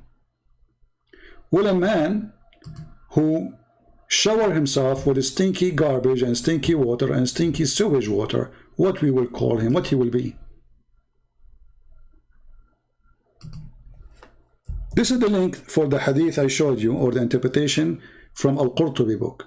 If you like to save it, It's going to open for you in Arabic, but still you can open it and use Google Translation. Open it on Google browser. So a prophet who is mentally healthy, why he want to jump in little tiny water in the size of a big jacuzzi, and this water have dead dogs, women blood from period, and garbage.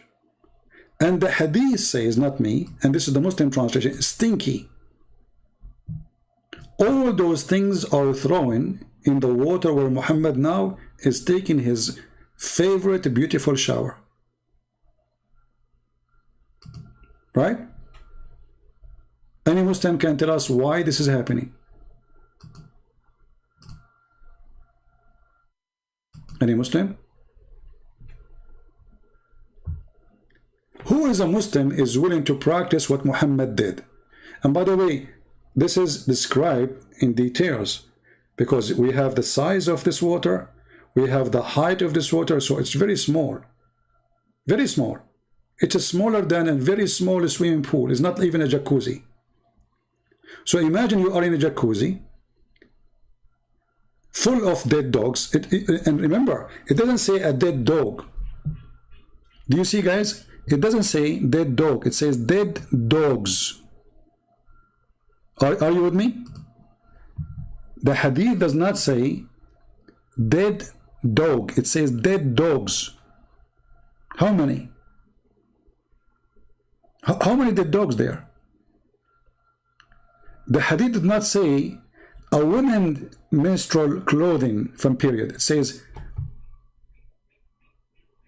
menstrual clothes, which mean many women, they are throwing their, you know, in the old days they used to use a piece of fabric to suck the blood from their period.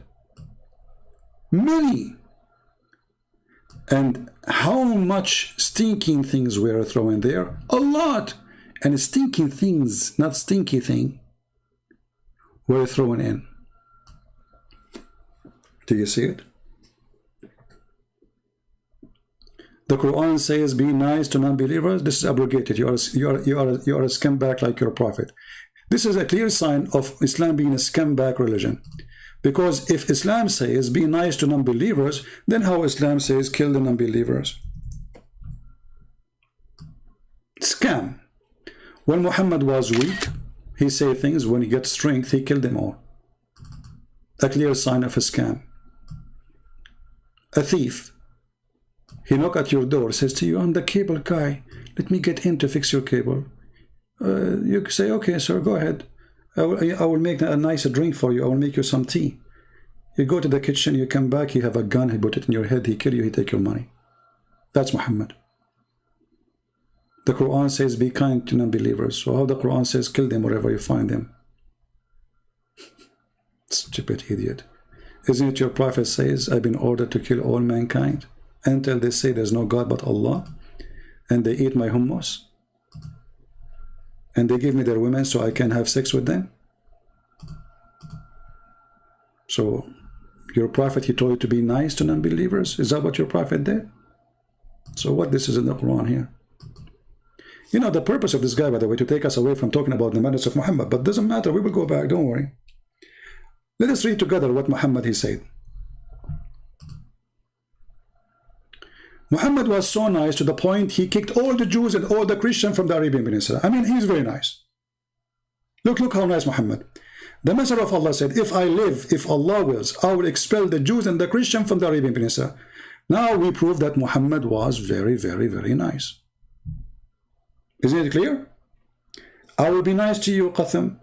If I am victorious, I will kick you away from the country you live in." You see how nice I am? Very nice. How he was going to expel them? He will buy them an airplane ticket. He will buy them a house in a different country. He will not take their house and their property, brother. He will not take their gold and silver, brother. No, brother. He will buy you a house in Miami Beach, the prophet. And then he will buy you a ticket. And he will say to you, "Please, can you go to Miami?" But you say, "Prophet, I don't like to go there because this is my homeland." No, listen. I made a promise that I have to kick all the Christians and the Jews from the Arabian Peninsula, and now I have to keep my promise and send you to Miami. Is that what happened? What a coward. The majority of the scholars say it hasn't what? It hasn't been abrogated. Okay, hold on. Guys, if it was not abrogated, that's mean the Quran have contradiction. Because the Quran says in chapter 9, verse 29, kill the Christian and the Jews because they don't worship Allah. So how, and the Prophet said in the Quran, which means Allah, Aka Muhammad, when you see them, you have to force them to walk in the most narrow alley. So I will go with you and let us see who is the scumbag here. You see how stupid you are? So what we would do with this verse? It says you have to force them with willing and submission and feel themselves subdued. The Prophet says be nice to them. Feel themselves subdued. The Prophet says be nice to them. Feel themselves subdued. Okay, how we can make them feel subdued? The Prophet, he said, the nice Prophet, remember, if you meet a Christian in the street, you have to force him to walk in the sewage. The Prophet says be nice to the Muslims. My scholar told me it's not abrogated. What a scam. The only reason, by the way, I allow you to text in the chat, because we need your lies. Literally. Your lies is a great example of what Muslims they do every day when they speak in public. Read carefully.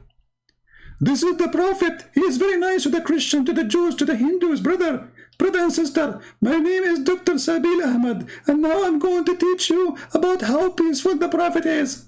Abu Hurairah reported that the Prophet, may Allah bless him, and he grant him peace, brother. He said, don't give people of the book greeting first. Force them to walk in the narrowest alley in the road, in the part of the road. Allah Akbar, Alhamdulillah. You see how the Prophet is so nice, brother?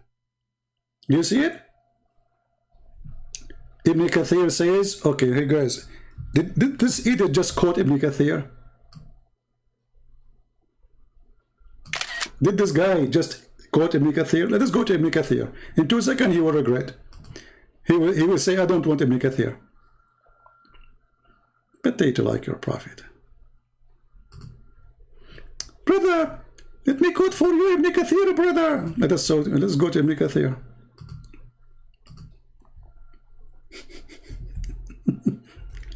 Is that Ibn Kathir, brother?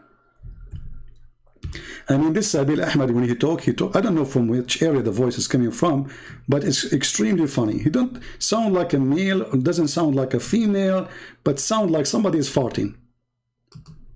Okay. I don't know what's wrong with this website. It's not working. Somebody need to repair it. Guys, do you remember the website we used last time? Let me see, what is the website I used last time? Because this website is not working. It was a good website. I hope I did save it in the favorite. Let us see, hold on. Brothers and sisters, today we are going to show you how the Prophet of Allah was so nice and so merciful. Sabil Ahmad. Question, are you really a male? Let us see, where was the website?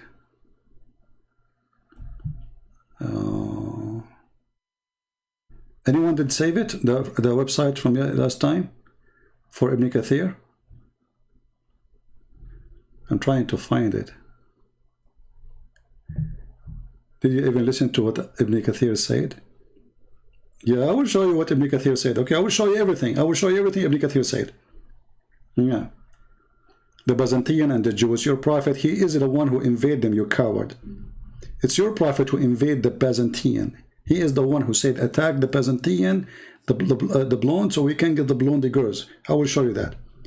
Stupid coward like your prophet. Where we put this one? Let us see.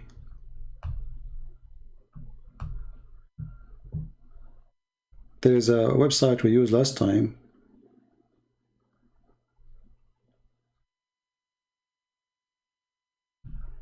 Okay, hold on. Maybe we can do this. Maybe if I go to history,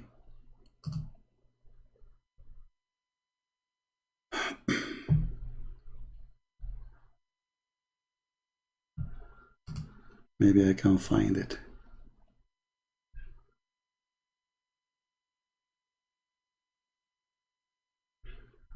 Because for some reason this website is not functioning.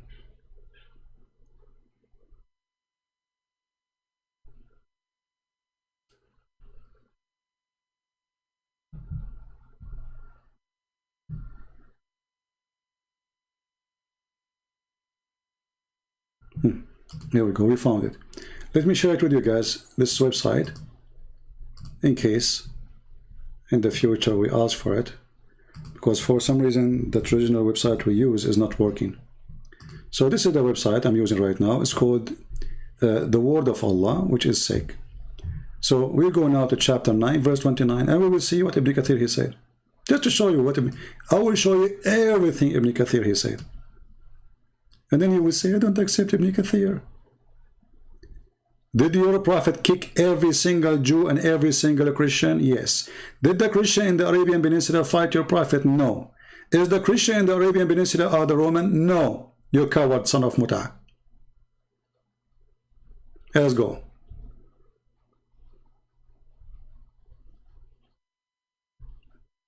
Did the Byzantine they attack Muhammad? No. Who is the one who sent letter to the Byzantine says convert to Islam so you will be safe? Muhammad. Did he attack them and he took an army there? Yes. Now this is Ibn Kathir. Read carefully, you coward. Read carefully. This is chapter 9, sorry. And in a second everybody will see. This is chapter 29. Here we go. Now we will see how they try to lie. And by the way, I'm grateful for having a Muslim lying to us, because this is the best way to teach the Christians. So remember what this Muslim was saying in the chat. Look what the Quran says. إن المشركون نجس فلا يقربوا المسجد الحرام بعد عامهم هذا. Those who they are mushrikeen, which means they associate with Allah or they worship different God, they are filthy. This is how Islam look at you. Filthy. And that is the excuse for them not to get close to Mecca. This is why if you go now, you will see in the highway of Mecca, it says Muslims only. See, the Muslim, they say to you, in South Africa, they used to have buses for the white and buses for the black. Racist, absolutely. They have it until now in Saudi Arabia, based on the teaching of Islam, based on the teaching of the Quran. Muslims only.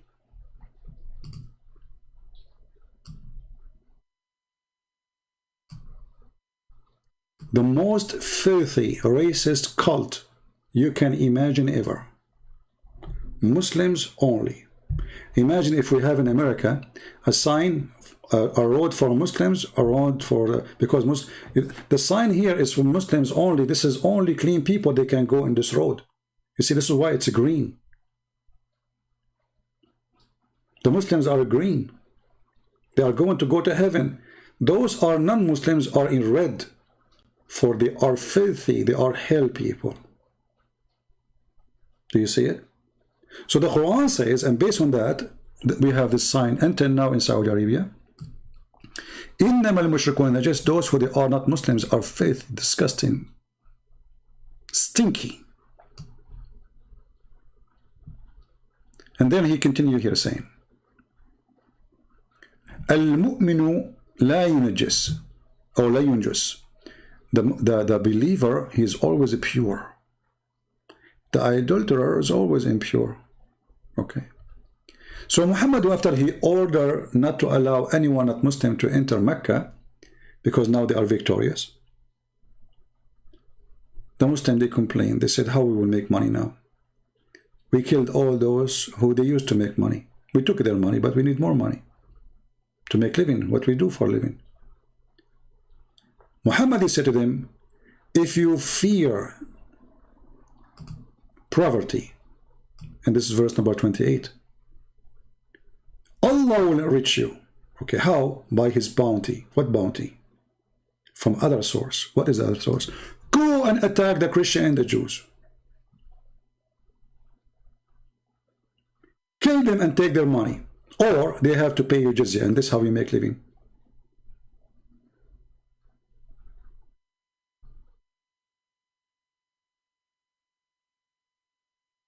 Do you see it? And then he said, in order to fight the people of the scriptures till they give jizya. So until what? Until they convert to Islam? No. Until they stop worshiping Jesus? No. Until they still stop being that supposedly away from the true God? No. Until they pay you the money. The scam of Muhammad. And not only they have to pay you the money, they have to pay you the money and you have to humiliate them. This goes for people in Spain, for people in France, for people in America, for people in Australia, doesn't matter where. All Christians and Jews. Therefore, when people of the scriptures disbelieve in Muhammad, they had no beneficial faith in any messenger or what the messenger brought. Rather, they followed their religion because this is confirmed with their ideas, lost, and the ways of their forefather, nor because they are Allah, law, religion. So because the Christians are not following Allah, so let us do something to them. Okay, what we will do? Remember the guy in the chat, he said to us, the Prophet says, be nice to non-Muslims. Let us see how nice he is. قاتلوا those who don't believe in Allah. Not قاتلوا those who fight you. Fight against those who believe not in Allah. Anyone don't believe in Allah, fight him. That is Islam. Nor the last day, nor forbidden by what is forbidden by Allah. So, if they don't forbid what Allah forbid, like example, you eat pork, they will kill you. Maybe you drink beer, they will kill you. You are a Christian, they will kill you. You are a Jew, they will kill you. You are a Hindu, they will kill you. So, the reason for the fight is so clear. It's not because they are fighting Muhammad, it's because they don't believe in Allah and what Allah He sent as a prophet. So, the Christian, they know that Muhammad is a scumbag. So, how they are going to believe in him? Muhammad, he could not convert them to Islam by talking. Now it's time to convert them by the sword. So either convert or die. Right?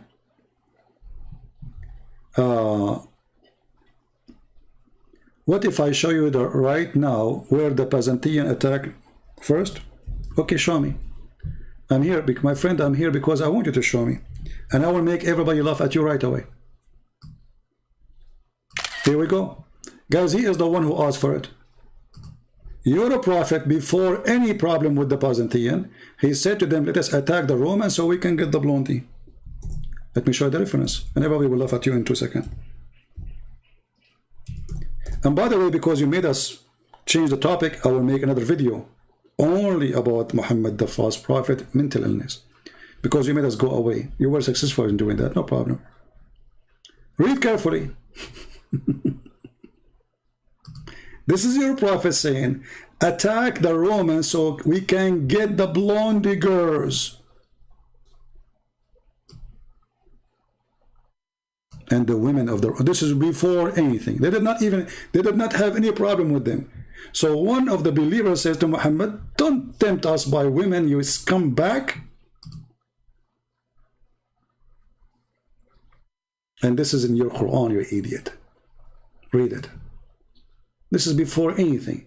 He did not say because they attack us. He did not say because they oppose us. No. Attack the Roman so we can get the blondie girls. This is Tafsir At-Tabari, page number 197. And this is the official Islamic website of the Kingdom of Saudi Arabia. I will post it in the chat. And now we click at Translate to English. Read carefully the filthy prophet Muhammad, who is attacking other nations just because they have a blondie women.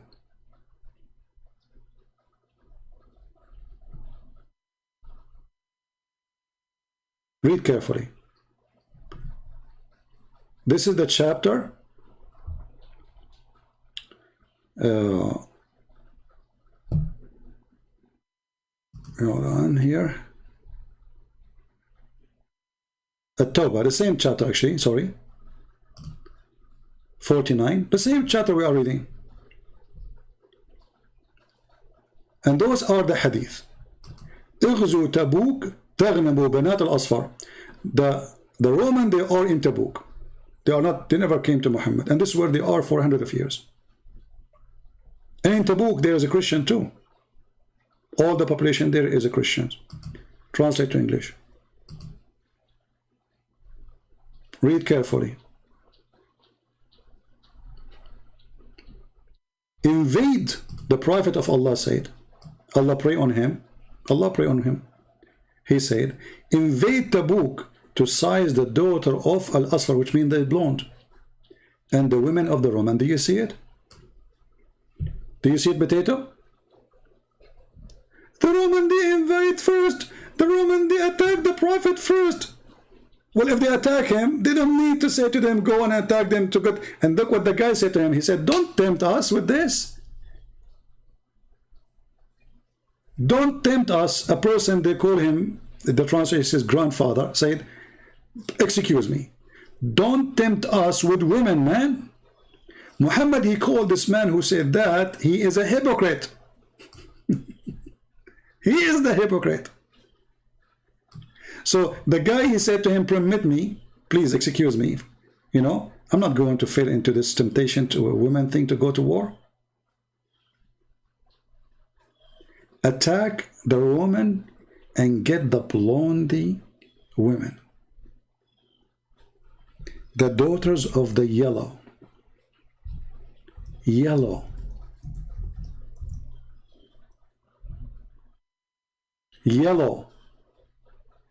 A prophet who will attack a nation because their daughters are yellow. Do you see the decency? He's not saying attack them because they are not believing in Allah. He's saying attack them because they are blonde. Filthy, sick, scumbag Muhammad. And now he will say to me, it doesn't say that, CP. And now this is the link for what we showed you in the screen. You can do the same. You can use Google Translation. Additional sign that Muhammad had mental illness. He is obsessed with white women. Not only is suffering from ethical issue, he is obsessed with white women. Let us show you a hadith about his sickness. More hadith. Anyone who Muhammad he don't like, or they don't like Muhammad, you have to spit in his face, you have to torture him in the road. But in the top of that, Muhammad, because of his obsession with white women, look what he said. He promised his men who like blondie women, not Asian women. He did not promise one Asian woman to the Muslims in heaven. Hey Muslims, how come there's no Asian women in heaven? Any Muslim can tell me?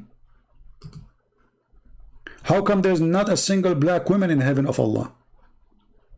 Why all the women in the heaven of Allah are extreme white to the point we can see through the bones? Read with me the mental illness of Muhammad. The Prophet of Allah said, the first batch of people who enter paradise, they will be so white. You see here it says they will be glittering. Glittering from what? From whiteness, extremely white. And the batch next to them will be glittering like a most brilliant star. According to Muhammad, the moon is more bright than a star. See, it's Djupet in the sky. Their heart will be as the heart of a single man, and they will have neither enmity nor jealousy among themselves. So Muslim men, they will have sex party and nobody get jealous. Everyone will have two wives from the Houris, which will be so beautiful, pure, transparent, to the point, you can see the marrow of their bones, of their legs, can be seen through the flesh. Do you see it? That is a clear sign of the mental illness of Muhammad. He knew that his men, that's why we showed you the verse before it, he was tempting the men to attack the Romans so they can get the blonde girls. And now it is time to tempt them even in heaven. The women in heaven, they are white. There's no black women there. There's no Asian women there. They are extremely white to the point you can see through their bones. Right? Chapter 9, 111. You see how stupid you are. So chapter 111 is before 929. You stupid idiot. Are you saying to you, me, you Muslims, you put verses, the one who happened at the end, you put them in the beginning, and the one happening in the beginning, you put them in the end? Mental. I'm showing you verse chapter 929. You said to me verse 9, 111. I showed you 949 where Muhammad says go and attack the Christian and the Jews and get the blondie women. You said to me 9, 111. And you know what? Let us go to 9, 111 and let us see how everybody will laugh at you. And now you will say, oh, don't show me the verse. This is not correct. We don't. Well, the Roman demobilized because Muhammad is attacking. Coward. Here we go. 9, 111. Everybody will laugh at you. And why you don't call me a coward? But are you afraid people will laugh at you? Honestly. I mean, as long as you have answers, you claim to have answers. Okay, give us your answer live. Let everybody hear you. Is that correct, guys? Why this guy, why this guy, he don't dare to call me? What's the problem? As long as you have reference, you can show me, and we can have a nice discussion, me and you. Why you want to stay like a cat between the bushes? Do you like me to open my... this is stupid website, keep going back. When I flick, you know, the page. Okay, let us do it this way. All right. This is 111. This is when the Roman mobilize. Look at this. Look at this stupid idiot. This is when the Roman mobilize.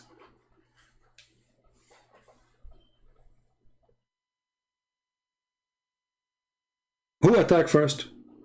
And where is the Roman mobilize? And what kind of God he says that this is Allah, he bought from the believers their soul. How he bought them? He took their property. For the price they shall get in paradise.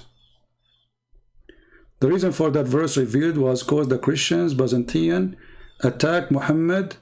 Read Asbab al-Nuzul. Okay, we can go and read Asbab al-Nuzul. Okay, but let me ask you. Chapter 9, verse 111 happened before or after 929? I'm waiting for you. Same chapter. Guys, is the question clear? Chapter 9, verse number 29 happened before or after 9:111? Can you give me the answer?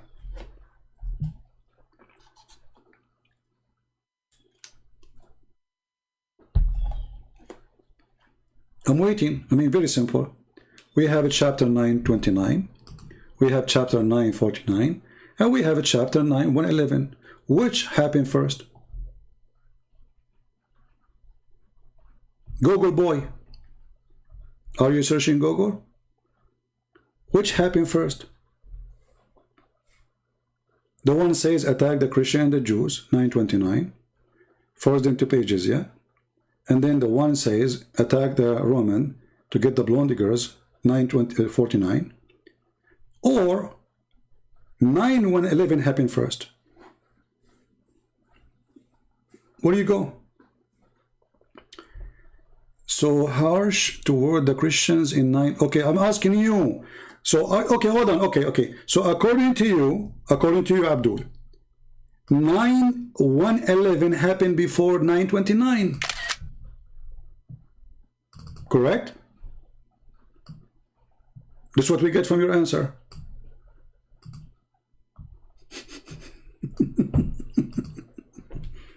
Is that correct, guys? Based in what Qathim he said, or Qathim, 9:111 explain why Muhammad was so harsh toward the Christians in 929. You stupid, look how many did you did to your prophet now. Number one, you confess that Muhammad was not nice to the Christians. Number two, because the Roman are not all the Christian, you coward son of donkey. This is number one. The Christian who live in Mecca, they have nothing to do with the Roman. Is it Waraq ibn Nawfal? He was supposedly Christian. Why you want to kill his family? He was a Roman? The Roman never came to Mecca. Number two, you just said that it explained why he was harsh. That's mean 9/11 was for first. 9/11, it happened first based on your answer. That's mean the Quran is corrupt. Because what kind of a book? He make a verse 929, and that is harsh to the Christian because something will happen later, or something happened already. You give us the answer. You said something happened already.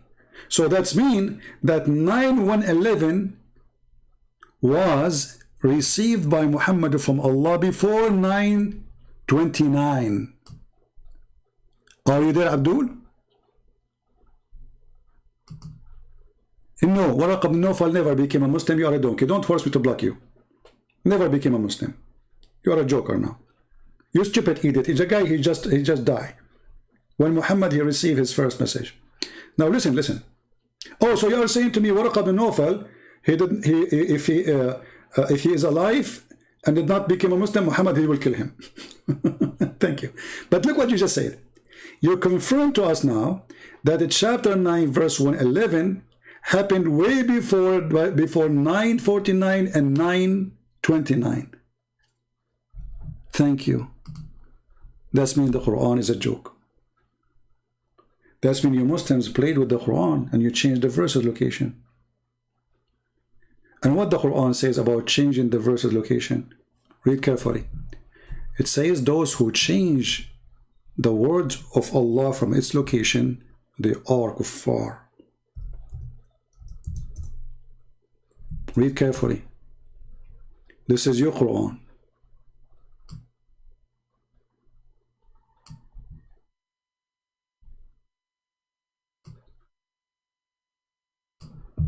Those kuffar who change the word from their location. Read. Huh?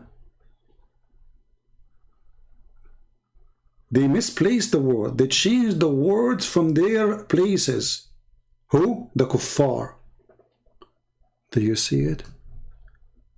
Your liar Muhammad says, after his night journey, I saw Waraq ibn Nawfal with 2 white robes in heaven. So what? Because he was a Christian. Isn't the Quran in the chapter 3 says those who they are Christians and the Jews and the Sabi, and they will go to heaven, you donkey?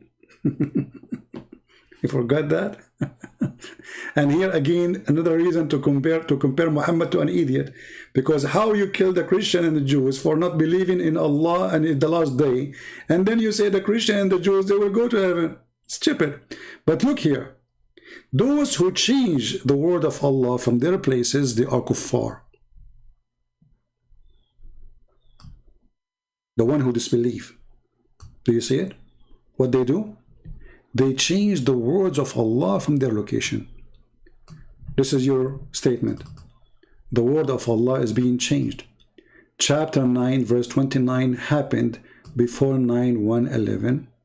You said no. You said 9/111 happened before 929. You are a kafir, and the Quran you have is not a true book of God. And the proof is from your book. Anyone who changed the places of the words from their place is a kafir. Be my witness, people. Did he say, is his answer implying clearly that the chapter 929, verse 29, happened after 9/11? 9/11, does it say it in that answer? Is it clear? Or I'm making things up? Isn't it him who said that because of 9/111, 929 happened? That's mean 9/111 happened way before 929. That's mean if we go and calculate, let us calculate together, guys. Just laugh with me. So if 929 happened after, that's mean 111 minus 29. That's mean Muhammad Muhammad and they jump 82 verses, fornicating with their Quran. You see the fornicators? The Muhammadan, they fornicate with their Quran. They change the word of Allah from its places. Are you there, Qatham? Are you there? Now what you will do, you will disappear. Are you there?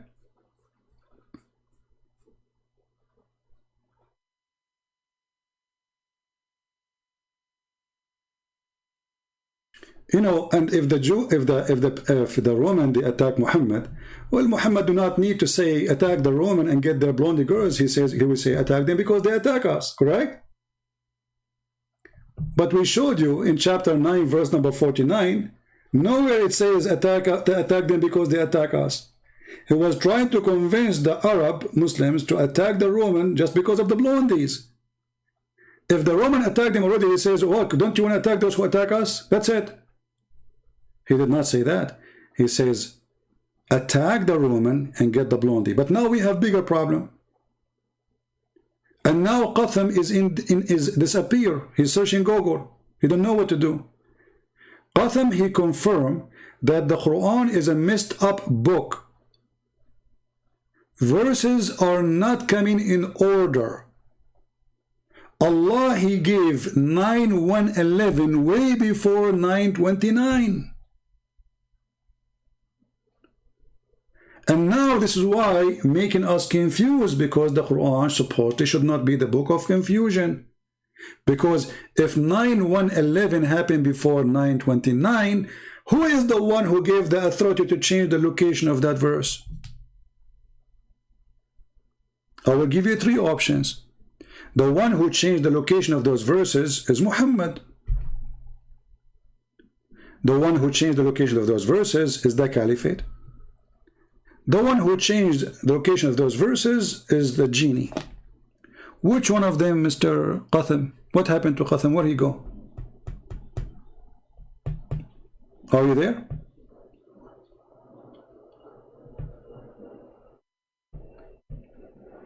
What happened?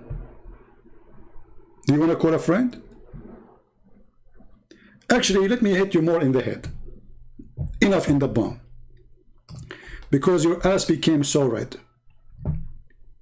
Guys, read this with me and laugh.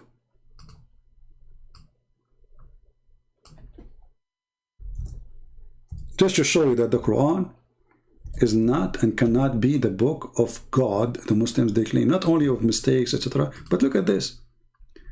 Chapter 5, the same chapter we are reading from now. Verse number 3.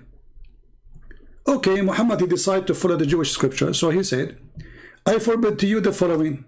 Okay, don't do this, don't do that, don't eat that. Okay, and then he said, in the same verse, read carefully. This day, I have perfected your religion for you, completed my favor upon you, and have chosen for you Islam as your religion. Oops. Which day? This day. Today. Al-Yawm. Today. Today. See, the translation says this day. It's more accurate to say today. If you change the translator, let us say this is Yusuf, this is Hilali and Khan. Let us go to anyone you want. Yusuf Ali. Any idiot. Yusuf Ali. Read carefully. Read carefully and love. This day have chosen, sorry, hold it, here. This day have I perfected your religion for you, completed my favor upon you, and have chosen for you Islam as religion. So in that day when this verse is said, Islam became completed. Allah, he completed his Islam and Quran. But this is a chapter 5, verse number 3.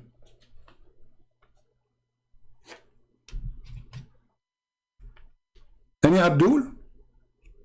Have you ever heard of such a stupid thing? If I say today I completed, that's it, today I finished, I'm done. Hey, Christians, when Jesus says it is complete or it's finished, when he said that? Which day he said that? Did he say that in the first day, second day of his life, 2 weeks after? When Jesus says it's completed, it's finished. Anybody can help me? When he was on the cross. Okay, that makes sense. So he was on the cross, his mission as Christ, who came to this earth in the flesh before resurrection, is completed. I gave them the chance to accept. It's completed. So this is the end of a chapter of life. Here, today, I perfected Islam for you. So Islam is perfect. There's nothing missing. Perfected your religion for you. Completed. And look how much clear he is making it. He don't stop the edict. Muhammad, don't stop. This day, I perfected your religion. This day, I completed my favor upon you. This day, I choose religion for you is Islam. Okay. So why the Quran is coming still? If it's completed. Are you there, Qatham? The only way for this verse to be accurate is to be the last verse in the Quran. Qatham, are you there? Is this the last verse in the Quran and you Muslim, you change the location for it? Was this passage at the end of the book and you Muslims, you change it? And then by doing that, you screwed the book of your God? Who's the one who put it there? Today I completed Islam. Today I completed your religion. Today I completed my favor upon you. That's it. Today. It's a date. Not I am completing, it's completed. If you don't like translation, by the way, you can change it for you. All the idiot who translate, they cannot make a different anyway. Read different translation. This day, have I perfected your religion for you and completed my favor into you and have chosen for you as religion Al-Islam. I mean, look at this guy, Al-Islam. This is false translation. You see some idiot, they translate and they try to make it in Arabic at the same time. So, based on this verse, Islam became perfect in this day. So, nothing missing. So, all the verses come after are not from God or the God you claim.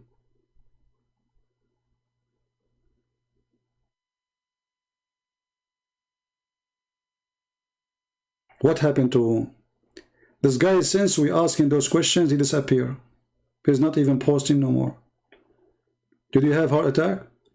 So Qatham, he proved to us many things, that Islam is the most confusing cult and the book of Islam is not the book of God. For Muslims, they play with it. He just confirmed to us the following, according to his statement. Chapter 9, 111 was made way before chapter 9, verse 29. So the story is not in the order was given to Muhammad. Somebody, he changed the order, and you guess what? The Muslims agree. If you go right now and search in Google, you will find the Muslim, they will say to you, there's a web pages says Quran according to Revelation. Imagine Muslim approve that. Quran according, let me search for it.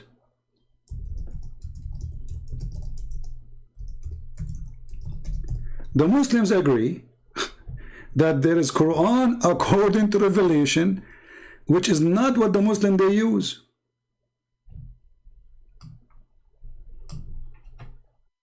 Can you believe it? And the funny, they say that we are the one who changed our book. The revelation order of the Quran. This is an Islamic website. The first chapter Muhammad received, it was a chapter number 96.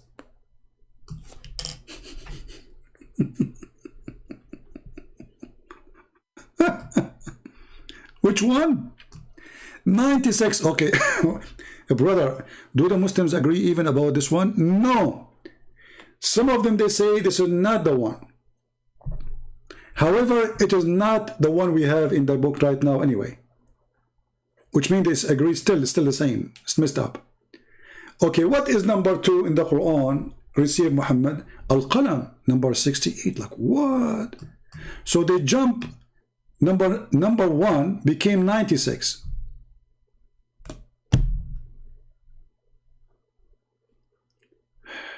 Chapter 5 was the last one to be revealed. My friend, first of all, Muhammad never received chapters. Even this is a joke here. Well, did Muhammad receive chapters? I mean, we can say that maybe about the short one. But as you know, Al-Baqarah take long, many years. All of them, they took many years, supposedly. There's no chapter given to Muhammad in full.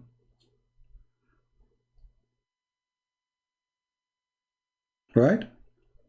So when you say to me chapter number 5 wasn't at the end, well, did Muhammad receive chapter number 5 anyway as a chapter? No. And I changed any Muslim to show me where you get this from. Actually, even the names used to be different, and even the size of them is different. If you go to the book of As-Suyuti, as an example, As-Suyuti is a big Muslim Sunni scholar.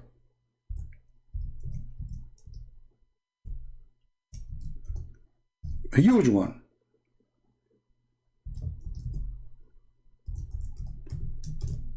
Let me show you.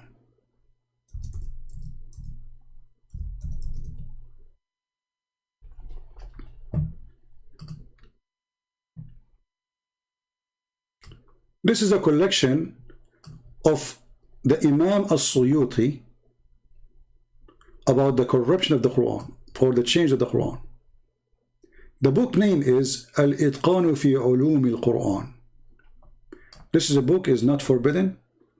It's legal to buy in Egypt, in Saudi Arabia, everywhere. This is their scholar. This is the big shot. Read with me and die laughing. It says here. From, it says on Aisha that the chapter of Al-Ahzab in the time of the Prophet used to be 200 verses. And when Uthman collected the book, we could not find except what we have now. This is what we have now in the time of Aisha. Okay, so the chapter of Al-Ahzab used to be 200 verses. How many verses Al-Ahzab now? Any Muslim can tell us? Look with me and laugh. Let me zoom in, hold on.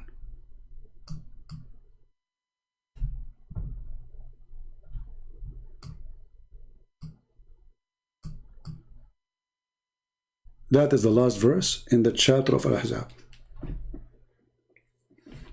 73.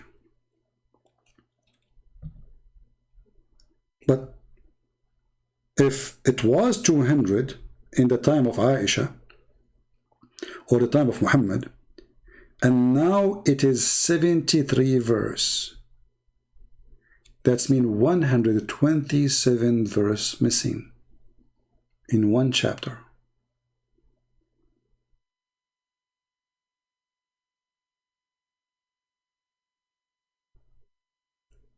Different hadith.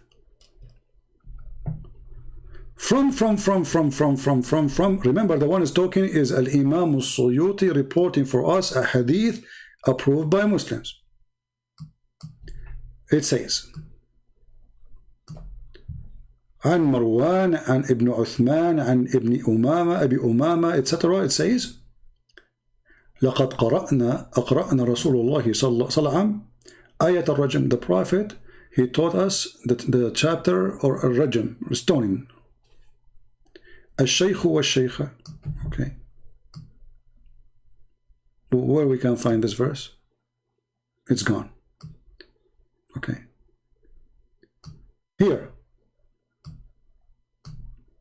It's reported by Asim bin Abi Nujud. Asim, you see, if you go and read the Quran, the Muslim they have today, it says according, starting from Hafs. And Hafs supposedly is the son of Asim from his stepson.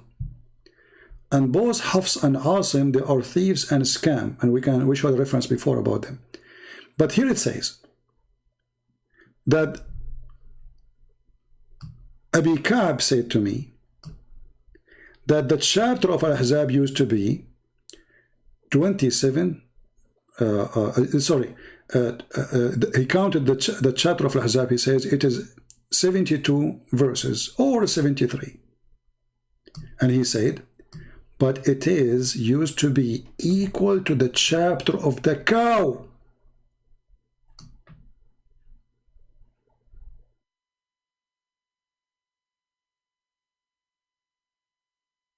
Equal to what? The chapter of the cow. And if you are not familiar with Islam, Islam is like a zoo. Muslims, they are out of names, so they start giving names to their chapters, you know, based on what the Quran is saying. Like that chapter speak about beating a dead man by beef, and he will come back alive because Muhammad, he was starting to be a Hindu.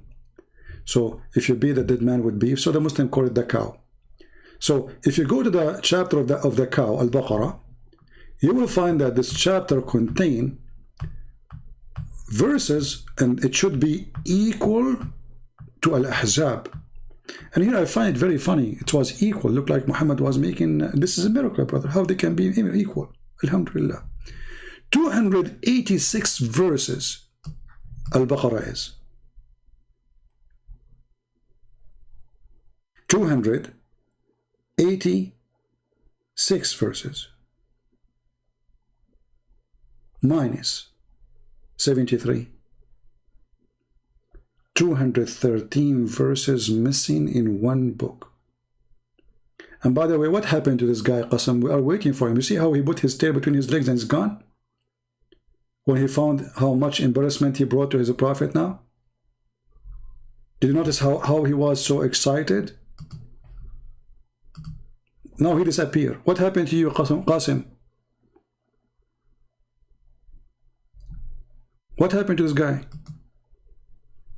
Where is the one who was excited, wanna show everybody that we are lying? What happened to you? It's you who mentioned those things. You changed your name, I think. Your name now is not Qasim, your name is Mahdi.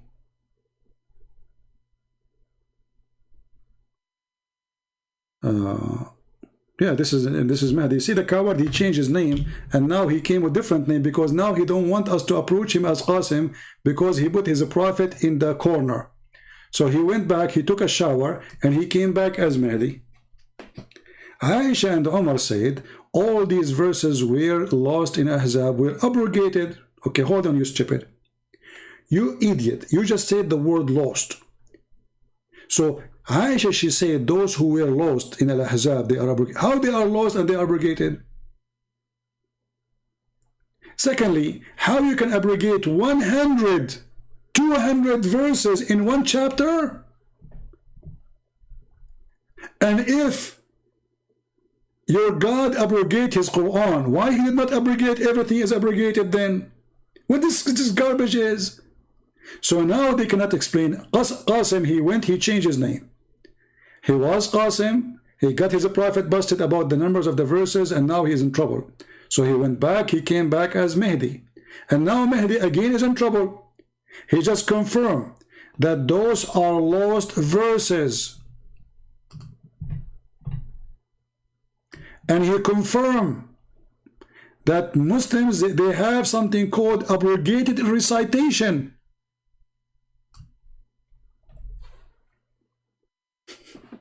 Which means they are not in the Quran anymore.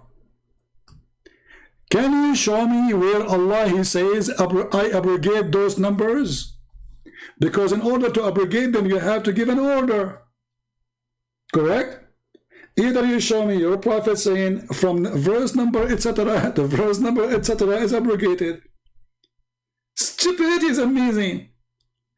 And why Allah want to do so?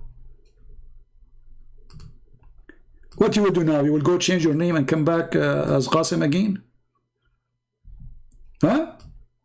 So let me take a selfie for you. Because there's people who make videos here, by the way, for the selfie. Here we go. You are documented, my friend. Smile. So he admitted that there's a lot of lost chapters in the Quran. Remember, my friend, Al-Fatiha is 7 verses. Al-Fatiha is 7 verses. Now this guy, he agreed 213 verses in one chapter only is lost. Just one chapter. If we divide 213 to 7, that will make 30 chapter. So 30 chapter in the size of Al-Fatiha are gone. And they lie to us saying our Quran is preserved. And he is the one who confirmed the word lost. And you see the scholar, they are not saying it's abrogated.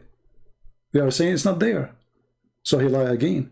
We just showed you a Suyuti. The Suyuti did not say it's abrogated. He says it wasn't there. We cannot find it. Did Aisha, she said it's abrogated? No. You see the stupidity? Did Aisha, she say in the hadith, those verses abrogated?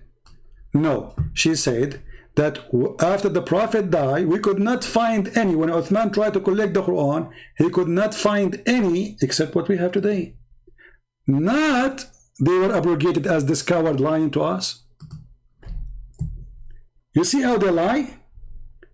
You see how they have no dignity? Did Aisha, she say they are gone because they are abrogated? Or we could not find any except what we have? We could not find it. Stupidity. Stupidity is amazing.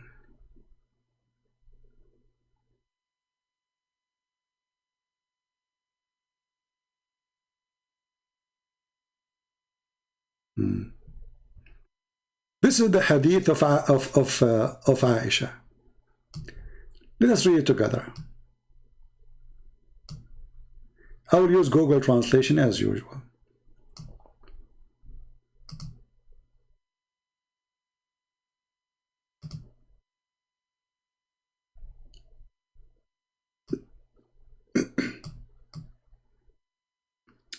In the authority of Aisha, she said, Surah Al-Ahzab was read in the time of the Prophet, 200 verses. Do you see it? And when Uthman wrote the Quran, he could only recite what we have now. That's what I remember. The translation is not stupid, it's not smart, but it's okay. So they could not have except what we have. Nobody was able to recite them all. The potato, he lied to us, says they were abrogated. Aisha, she said he could not. When Uthman, he collected the Quran, he could not find except those. He could not. You see the word could not, even translation is bringing the word could not. Lam yaqdir. He could not, he was not able to collect except those. Potato. Go come back as Qasim. You see, the funny thing about Muslims, they change their name, they think they can fool me. I'm the last one you can fool. Even though there's hundreds of people chatting, still I can find you as finding a nail inside sand. This is how easy to me. Finding a nail inside the sand is so hard. But I have a magnetic. Here, Abdul is there. He changed his name. So Abdul, he changed his name, he came back because now he thought we will forget about Qasim. No, ma, we will never forget about Qasim. We are going to remember you forever, brother. Brother, you are in our memory. There's no way we are going to forget about you, brother. You change your name to Mahdi, you will go back to Qasim, you call yourself potato, tomato, still you are the same person to me. Go change your name again.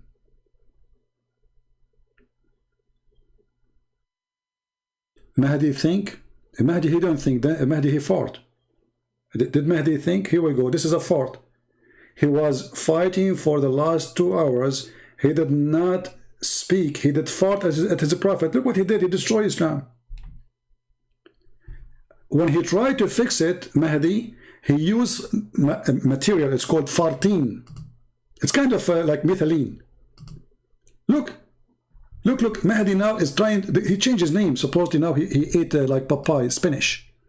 So Aisha and Umar said, all those verses were lost in Al-Ahzab. Okay, he just admitted they are lost, the donkey. He just admitted that there's all those verses, more than 213, are gone.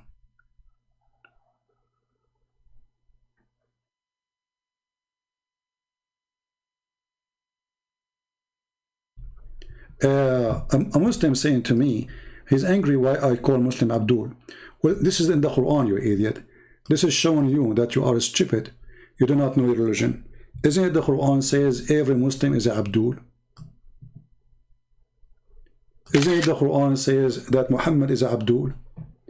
Even the Sheikh, he just called me 2 days ago. You remember him? He says, call me Sheikh Abdul. Do you remember? This guy is so upset. You are calling me Abdul. You feel insulted? Aren't you? Do you know even what Abdul mean? Abdul mean the slave of Allah. Are you a slave of Allah or you are not? CP, if you call Muslim Abdul because they are themselves slave of God, then I should call you bastard because you are the son of God, right? That's deep. That's very deep. Abdul, first of all, when we say we are the sons of God, doesn't mean that God, he slept with our mother. But as long as you are the one who mentioned the word bastard. If I show you right now in the front of everybody that your prophet was born 4 years after his father's death, what you will call your prophet? See, you are the one who mentioned the word bastard. I am willing, if you dare to call me, to show you from your Islamic books, not from Christian books, not from Hindu books, not from Jewish books. Your prophet was born 4 years after his father's death. Who is then the bastard? This is why you Muslims believe that a Muslim woman, she can be pregnant up to 10 years. The majority of the scholars agree with 4. Do you want me to show you the reference? Hey, Muslims, is it true that Islam teach that a woman, she can have a child even after her husband die up to 10 years from him? Just to cover the bastard Muhammad?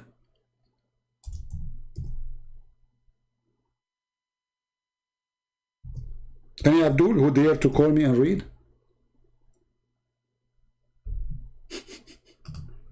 Yeah, you call me, you don't call me, who care? Here we go. Let me give you this link. Let me first shorter the link, so everybody will have the same exact Islamic source I'm opening, and nobody will say I'm making things up. Hold on. I need to shorten the link because it is in Arabic. The title have the address have Arabic words that will not make it go through Google.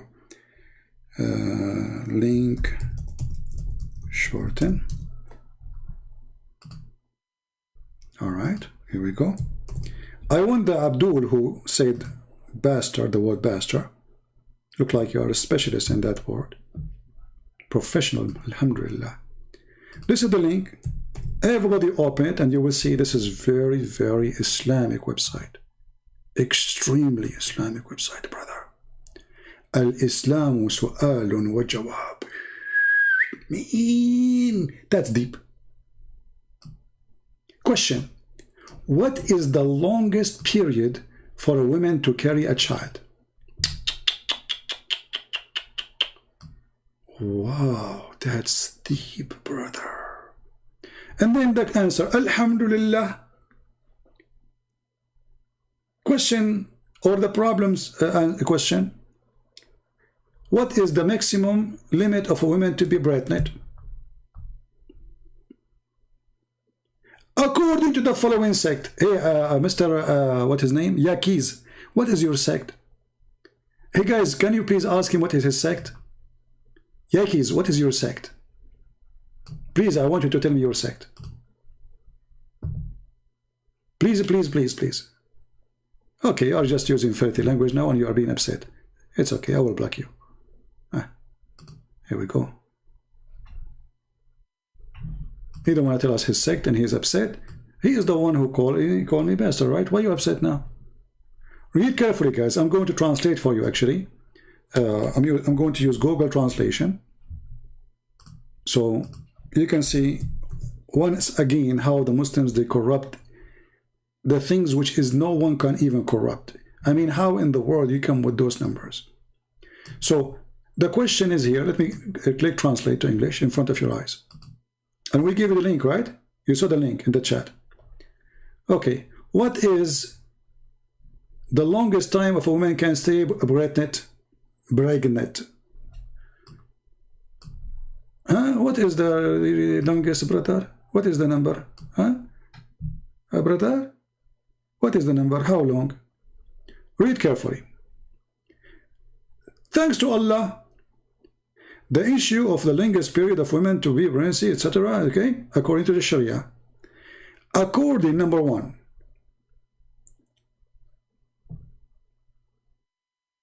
according to the sect of Al-Zahiri, 9 months. Al-Zahiri, 9 months. Those are new. Or let us say they are smarter than the rest of Muslims.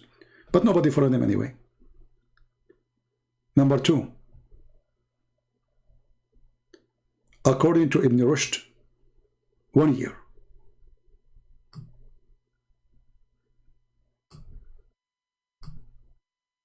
Number three, and now we are going to go in the huge Islamic population. The first two, they don't count. Nobody care for them. Now we have Hanafi. 2 years for the Hanafi. How many years? Let us zoom in. 2 years for the Hanafi sect. 3 years for Layth ibn Sa'd. 4 years for Al-Maliki and Al-Shafi'i. Sorry, 4 years for let us see. This is number 4. For some reason, 4 appeared twice. Yeah, 4 years. 4 years, yeah, for Al-Shafi'i and Hanbali. Sorry, Shafi'i and Hanbali. Women, she will carry a child for 4 years. Those, they made it 4 to cover Muhammad because he was born 4 years after Muhammad, his father's death. And this is the most popular view according to the Maliki. So now we have a 3 Islamic Sunni sect. Islamic Sunni, they have 4 sect. 3 of them agree it is 4 years. However, Imam Malik, who is the Muslim follow as the Maliki sect, he agree more in 5 years. However, as Zubayr and Malik, both they say it might be 6 years. And then, as Zuhri and Malik, again, they say it can be 7 years. Look, the number is going up.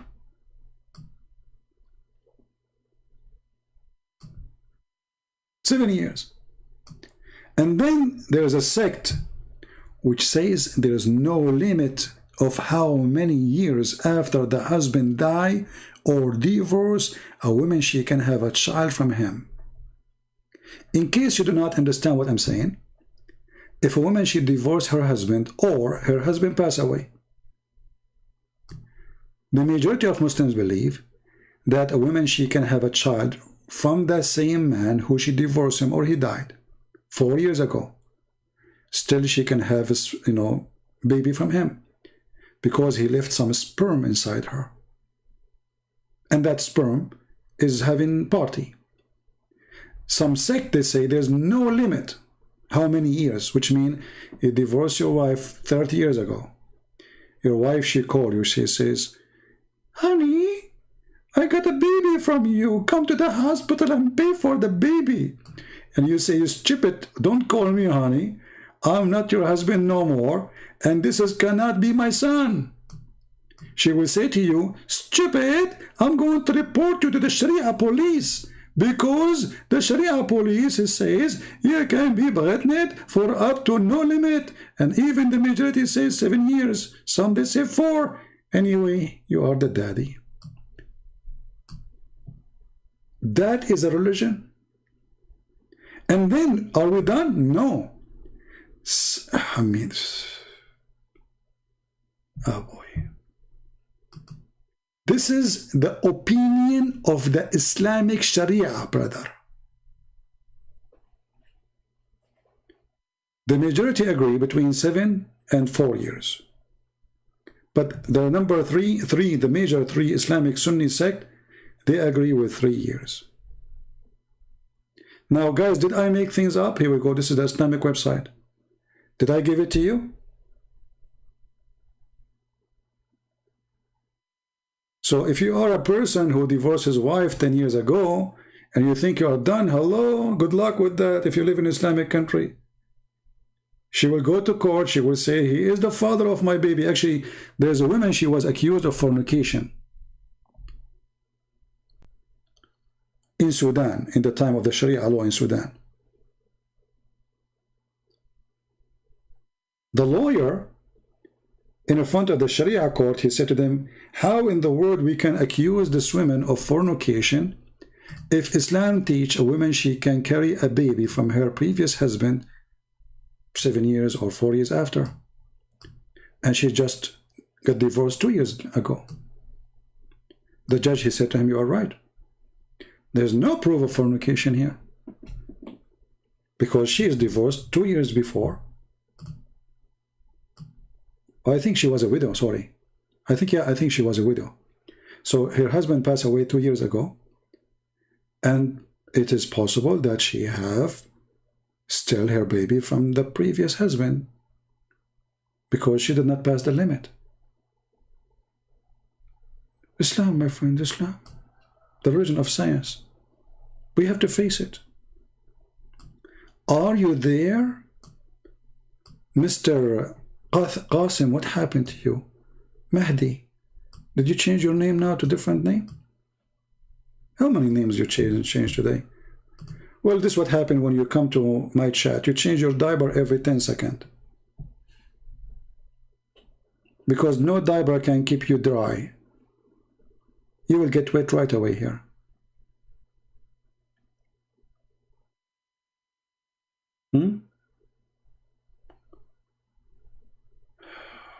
How you can trust the New Testament when Mark 16:9-20 says Jesus and adulterous women's story, may other verse fabricated later. You see, you change your name. Here we go. He come with a new name now. You want to change the topic? My friend, the answer for you, I can trust the New Testament because the stupid Quran says you have to trust it. Here we go. Again, you are a donkey and you are certified because you got your Quran busted. Let me take a selfie for you. Hold on. Because now you change your name. You come with a different name, Mr. Qasim. And now it is time to spank the Quran again. Thank you. Guys, this is what Qasim he said. How you can trust New Testament when Mark 16:9-20 and Jesus and other adulterous women story, many other verses are fabricated later, additions, many other verses. Here we go. Okay, let's go. This is your stupid Quran saying that Allah, He agreed with every single verse we have in the Quran. This stupid keyboard is not functioning. Come on, I have to hit the letter. What happened with this?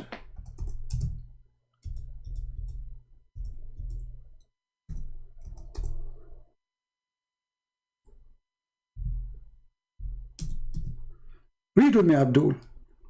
How wallahi trust the Bible, brother. When there's many verses, they are additional later, brother.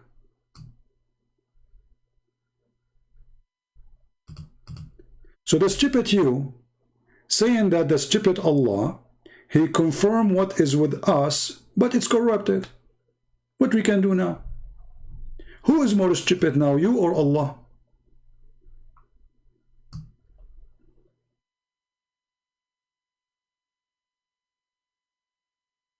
That's why they don't dare to call me, because I'm not going to go and debate them about the Bible. Okay, whatever you want.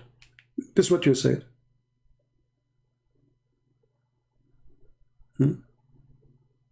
So you believe Quran now? No, I don't believe Quran, but you are the one who believe in the Quran, so I'm using it against you. Stupid again. You see, when you go to court, you bring to the judge a paper signed by your hand, you idiot. Not because I believe in it, because it is you who sign it. You cannot create a paper by your hand to prove something. Correct, guys?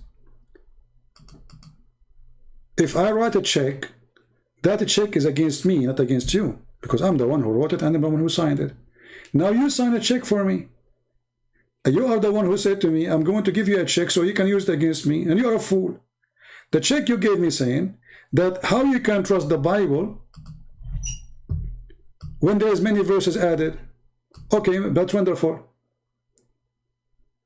I'm going to give the same question you gave me to Allah because He has a better answer.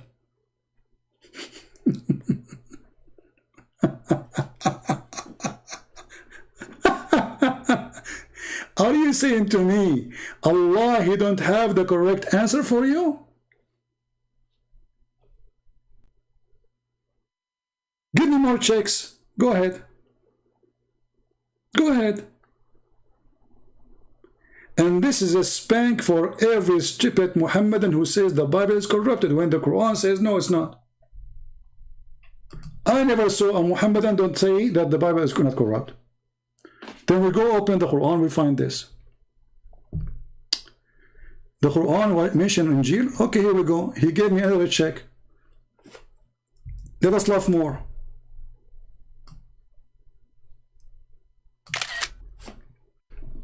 The old man who was a grind, that's Muhammad.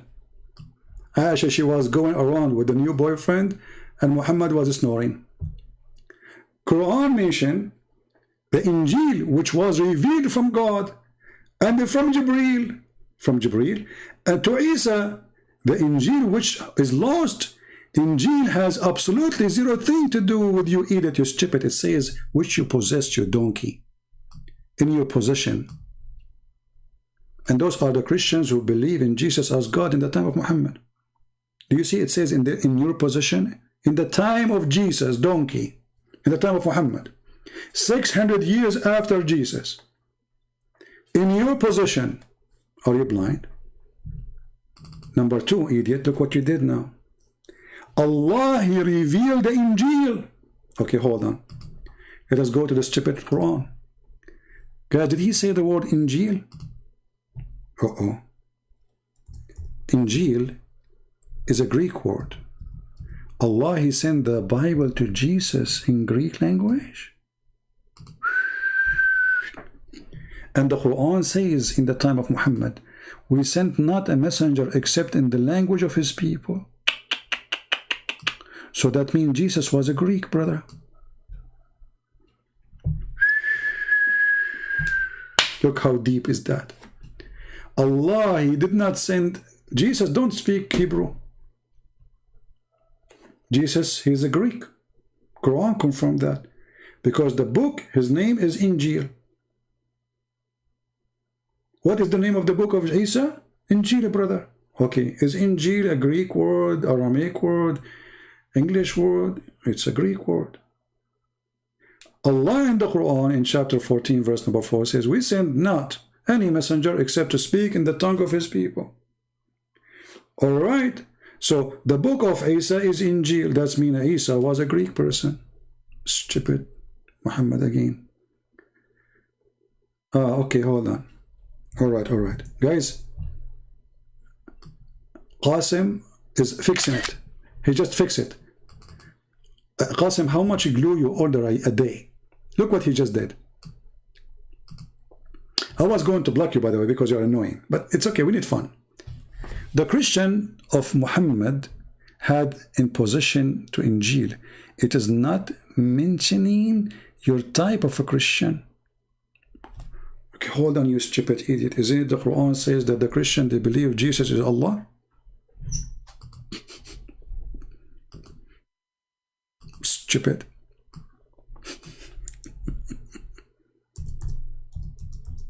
So my type of a Christians look like they are exist in the time of Muhammad, and those are the one who they are going to go to heaven.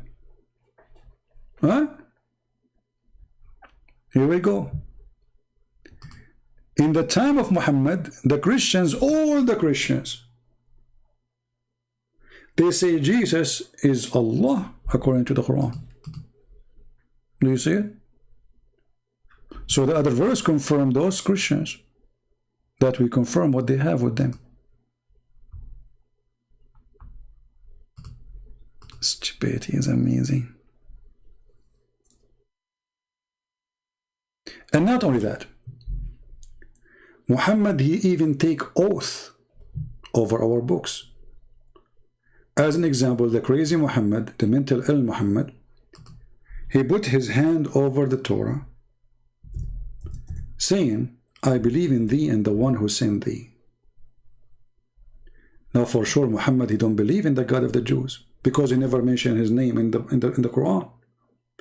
If Muhammad, he believe in the God of the Jews, then where is the name of the God of the Jews? Read carefully. The Jews, they ask him a question about a verse in the Torah, what we should do. Muhammad, he said to them, bring me the Torah. And the Torah was brought to him. Then he would draw the cushion from beneath, and he placed the Torah on it, showing too much respect. You see how much respect he's showing? I believed in thee, hypocrite. And he said, I believe in thee and him who revealed thee. How many Muslims, they made fun of the Old Testament? Right? Read the hadith to approve the Torah. It is not same Torah, book of today. Guys, it's not the same Torah of today. Okay, hold on. Just to show you how stupid you are. Isn't it the Quran says that the Jews believe that Uzair is the son of Allah?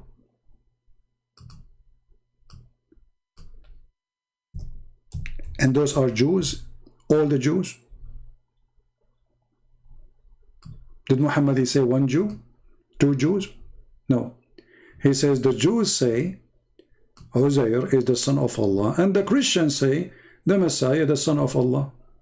So all the Jews, they say that, all the Christians, they say this. How stupid are you again? So when the Quran confirms, says, I believe in what you have in your possession, well, this is what they have. And that is confirmed in the time of Muhammad.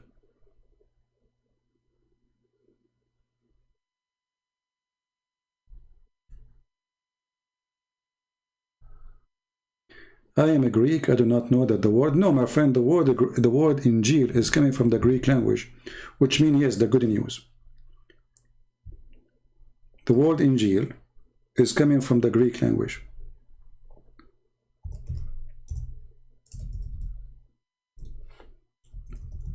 It's not Arabic, it's not Hebrew, it's not Aramaic.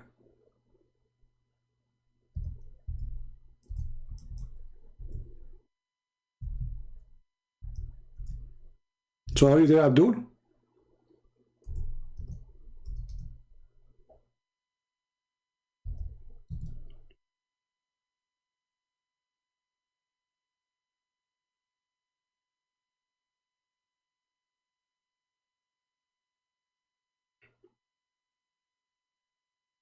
Any Muslim?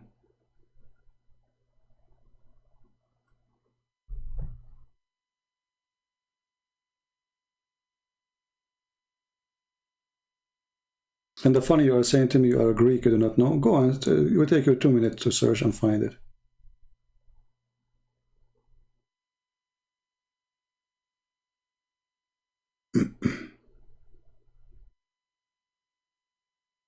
So at the time of Muhammad, the Jews believe in a guy, his name is Uzair. At the time of Muhammad, all the Christians believe that Jesus is the Son of God.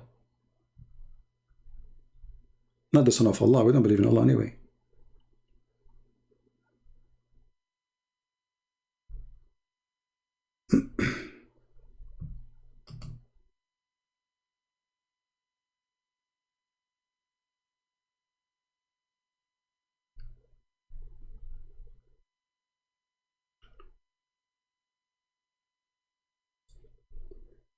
Any Muhammadan?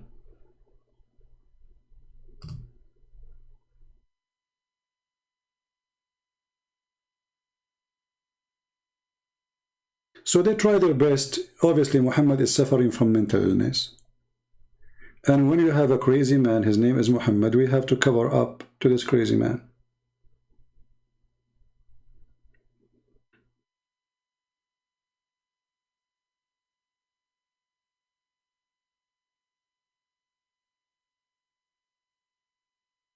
Right? Al-Adab al-Mufrad, book reference. Okay.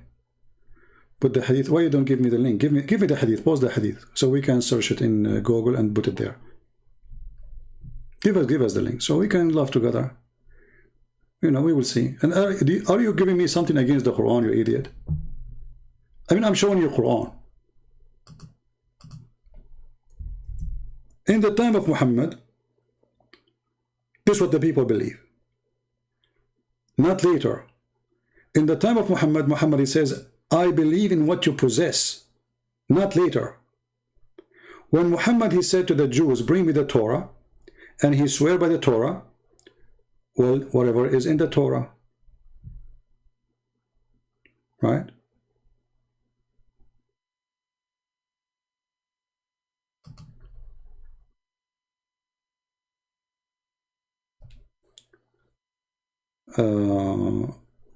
Look what you just gave me, just to show you that you're an idiot.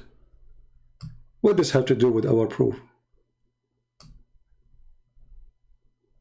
Tell me the description of the Prophet of Allah.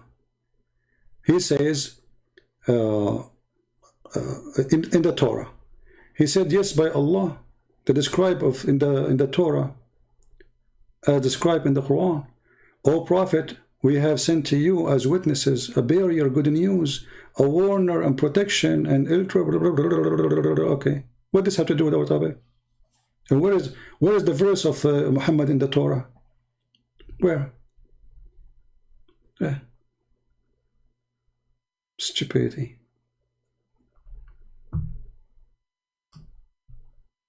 Muhammad is taking oath in the whole Torah.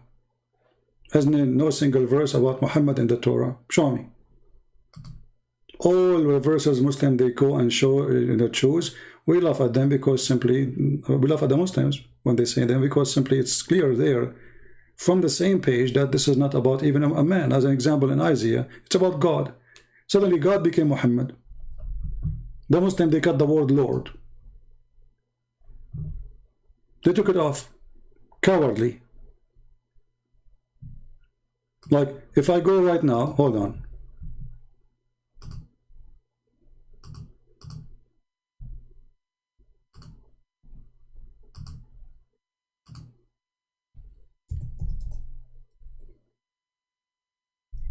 And we search for this video.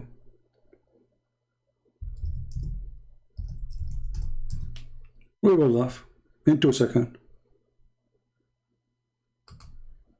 The Islamic da'wah of corruption, hypocrisy, lying, no dignity. No dignity. Let us go.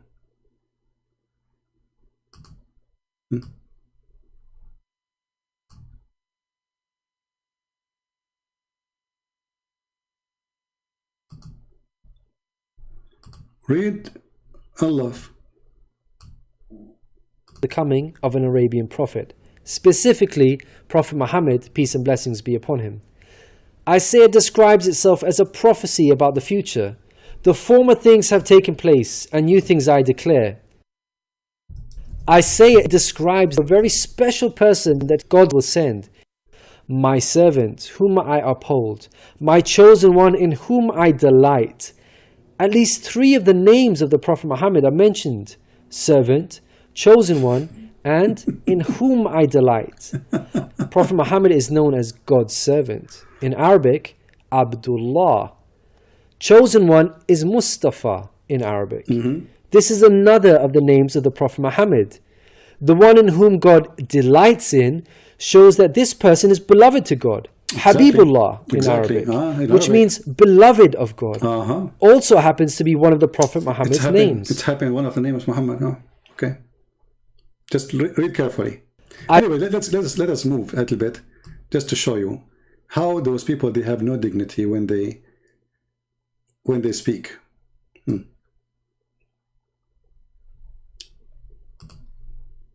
This is exactly what Islam represents.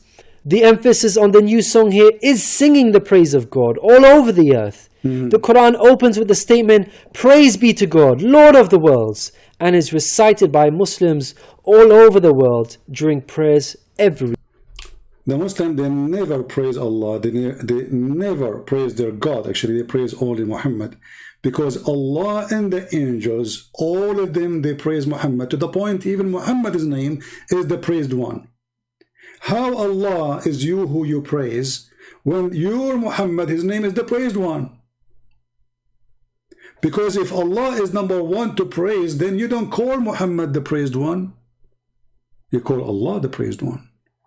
So the true God of Islam is Muhammad, and the name prove it. Muhammad, he changed his name from Qatham to Muhammad. Now let's go here, just to go a little bit, to show you the corruption, how they cut words.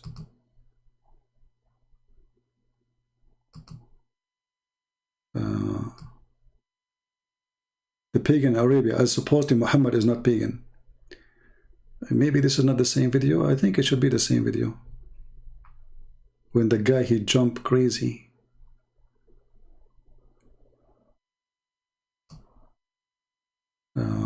Maybe a different video. Hold on.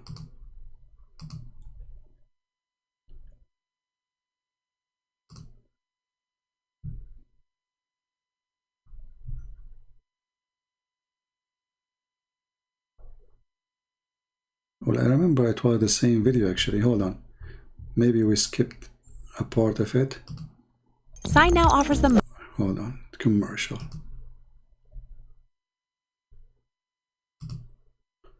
Just to show you the madness of this cult, how much they worship this man, the fifth Imam Muhammad.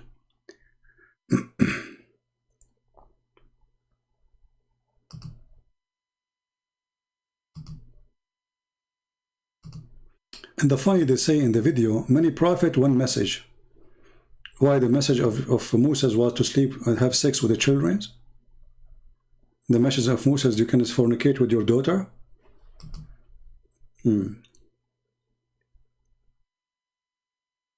Let's see here. In Arabia, the place being spoken of is the city of Medina in Saudi Arabia. City of Medina, because Salah is the name of a famous mountain in Medina. That's false. It's a Salah. Here, Salah is a sound when they pray at the end. It's like saying Ameen. It's like a music sound. They make it a name of it's a name of a mountain. A name of a mountain. Medina was the city of the Prophet Muhammad. First of all, Muhammad is not from the city of Medina. Again, you are a fraud. Muhammad is born in Mecca. Medina is a city of the Jews. And Muhammad, he killed the Jews and he took it from them. Continue. Isaiah informs us that the special person will bring something new. Mankind is told that we will sing to the Lord a new song, his praise from the ends of the earth. The statement a new song means a new law. New law? A new song means a new law. Let us go to Isaiah 42 so we can laugh at their lies. and see how easy to get them busted. Desperate people. And the funny, they say the Quran, a second ago they were saying the Torah is corrupt. But it's corrupt when they want, it's not when they want.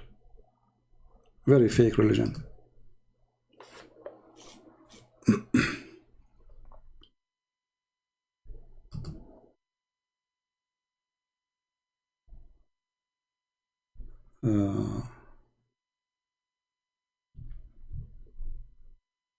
Just to show you how Isaiah destroyed their claim.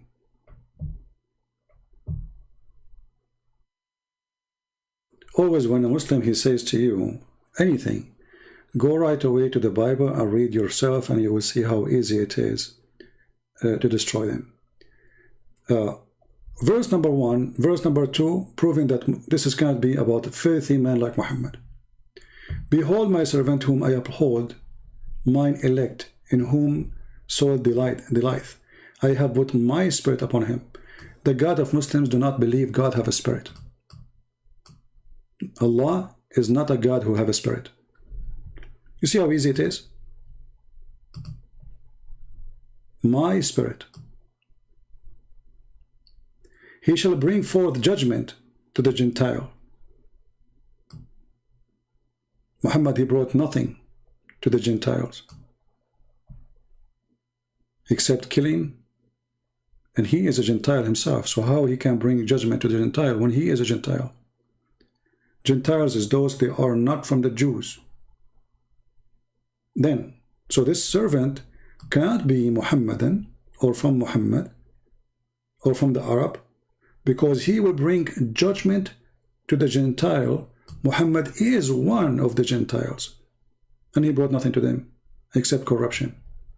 He shall not cry, nor lift up, nor cause his voice to be heard in the street. Where's the guy he shout Allahu Akbar and kill them? A prized reed shall not break. He will not even break a branch. Muhammad he burn, Muhammad he kill, Muhammad he rape. And the smoke flecks shall not quench. Let us go and see what Muhammad did. See, we do not even need to read the chapter to show you how desperate they are. Muhammad he burned, Muhammad he cut the trees, Muhammad even he dig the graves of his enemies to steal their rings and their jewelries. And some, they say he is just angry from them, so he wanted revenge even in the grave. So let us see what Muhammad he did. Muhammad he did not bring a branch. He did not break a branch. Muhammad did not scream. Muhammad he did not kill. Muhammad he brought justice to the Gentile, but he's Gentile. Here we go.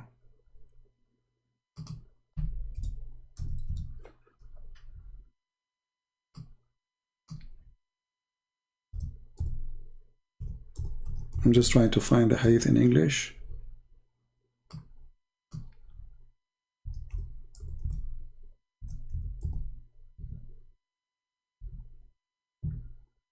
See?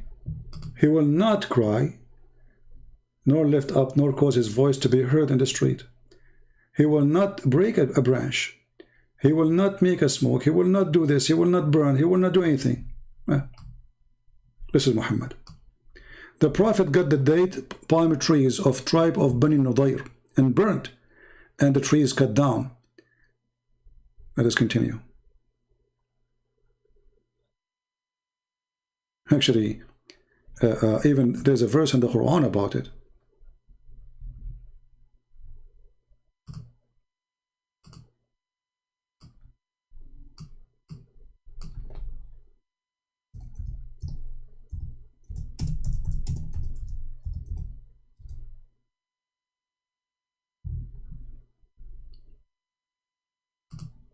Read.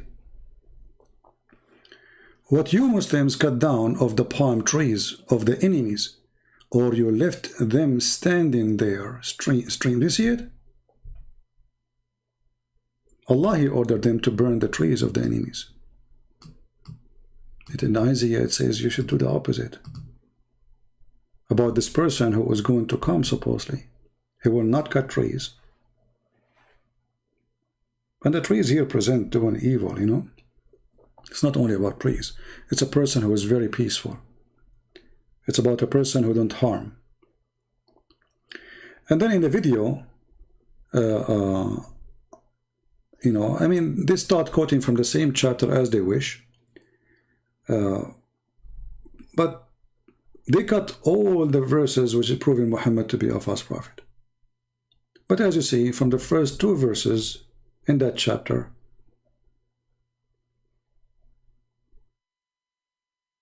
Muhammad cannot be, because he's extremely filthy, disgusting person. And not to forget to mention that Muhammad, he never praised the God of the Jews. He was praising his own self, and supposedly his God, Allah.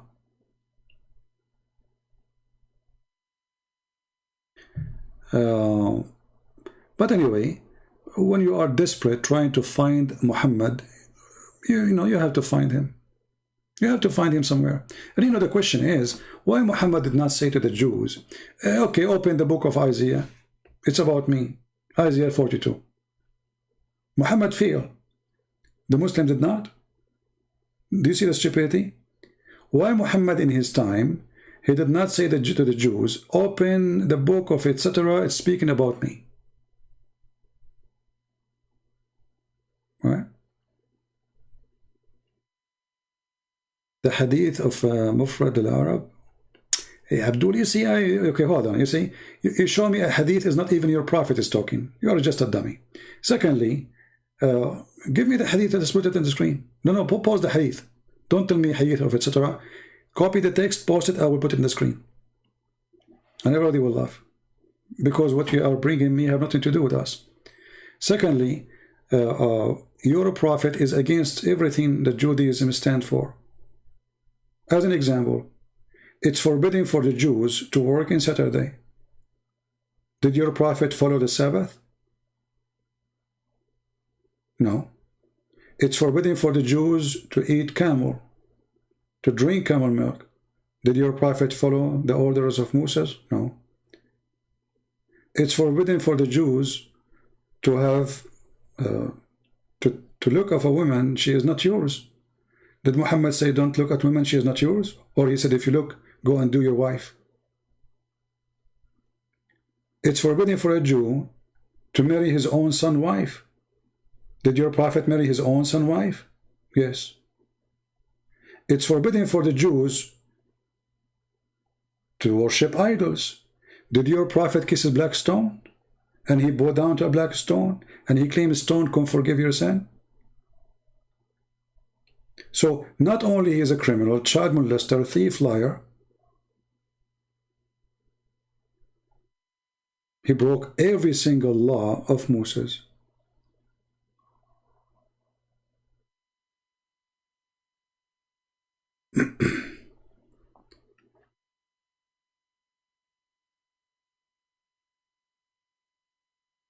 Any Muslim can prove to us. Who is a Muslim would like to call me?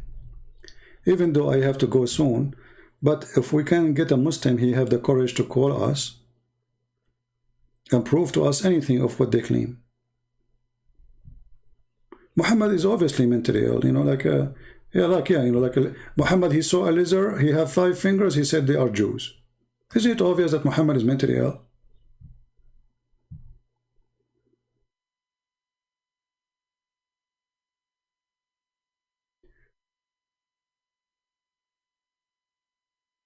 Isn't this is a proof that Muhammad is suffering from mental illness? You know, change your name. We don't accept such a name here. Jesus is your God and Muhammad is under his shoe. Get lost. If you are trying here to come to insult Jesus, I will deal with you. Qasim, coward, son of Muta. What kind of a prophet? You see, the Muslims, they say he is a prophet mentioned in the Torah. Well, did Musa say you can rent a woman for 3 nights? Did Musa approve fornication? Did Jesus approve fornication? What religion? They say many prophet, one message. This is absolutely false. Did Muhammad, he says that a man and a woman, they can share bed together 3 days, 3 nights? Is that the message of Moses? Is that the message of Jesus? Is that from God? The biggest religion who practice boyfriend, girlfriend is Islam. To the point right now they are practicing something called Zawajul Misyar. What? Zawajul Misyar. What is that? Number one, marriage or practice of sex in Saudi Arabia now. What is Zawajul Misyar? Any Muslim would like enlighten us? Is that what the Bible teach? You make a contract of sex, you go to the hotel, and then everybody go home? You go to your home, she go to her home?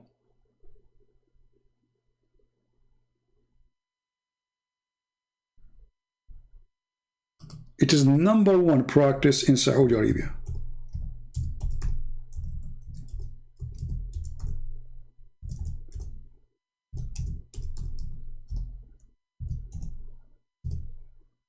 And they claim that they are practicing marriage.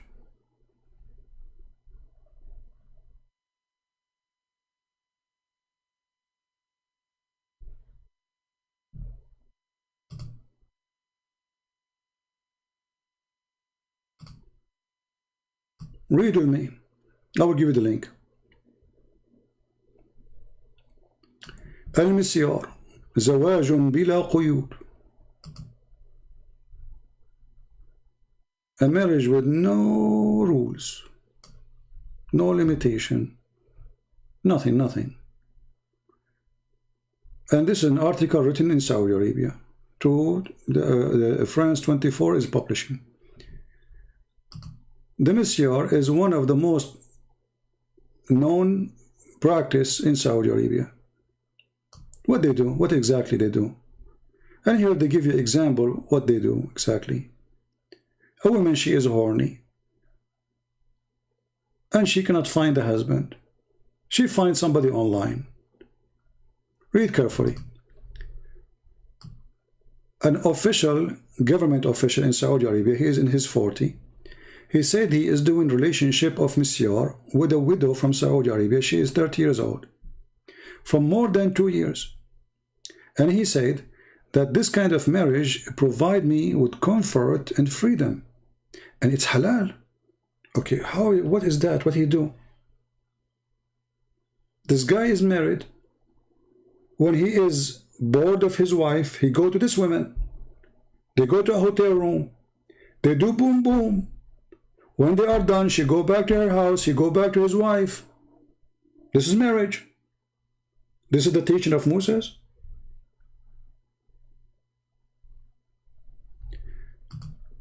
My friend, a Saudi friend, a guy speaking in Saudi, he get married, misyar, 11 once, 11 women. Divorce and marry, divorce and marry. And you don't need to pay. It's just for sex.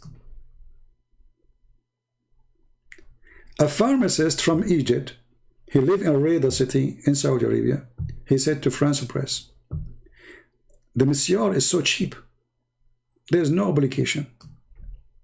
And then he said, this pharmacist who preferred not to use his name, that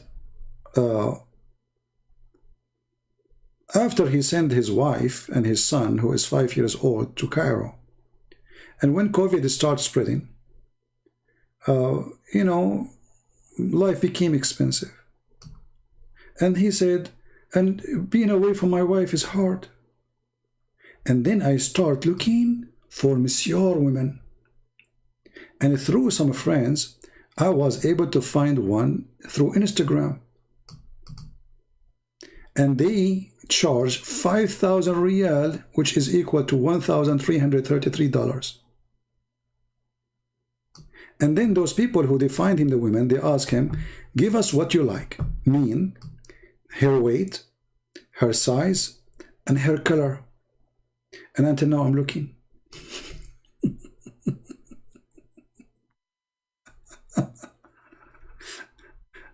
If I use Google Translation, you will die laughing if I use Google Translation. This is religion. This is the Prophet of Allah religion. This is in Saudi Arabia, the one who practice, no one practice Islam as they do.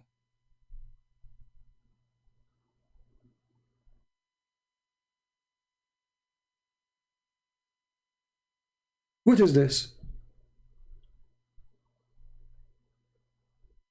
Misyar is a middle way between traditional life and single life. Okay, how is that? Because you don't get married. You go to the hotel, you have boom, boom, bye-bye. This is marriage. This is really marriage. Allowing men to have multiple marriage without the pressure of providing to second family, brother.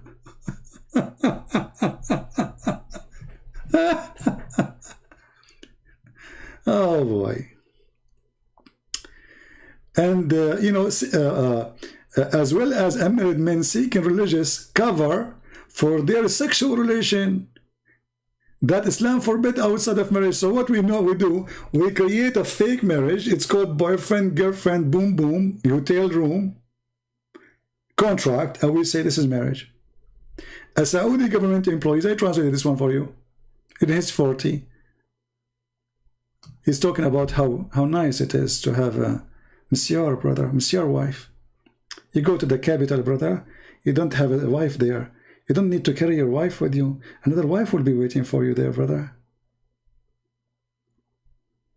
I have a Saudi friend who married 11 times, and he divorced each one of them, and he married again, and divorced, he married again. You don't have to pay. Just sex.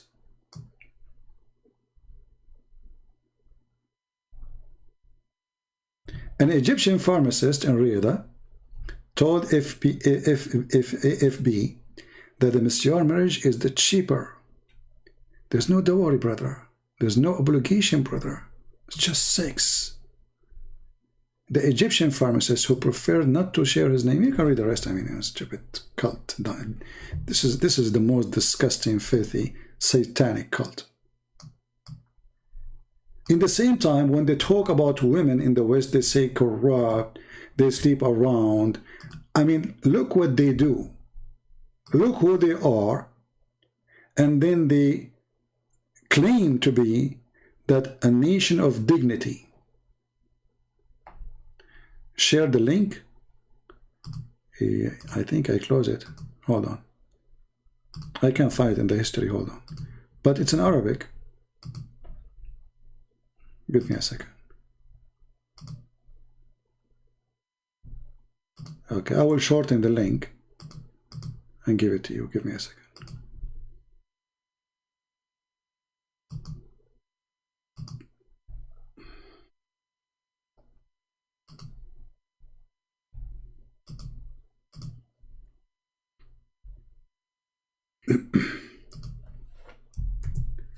All right, here we go. We shortened the link. And now we post it for you.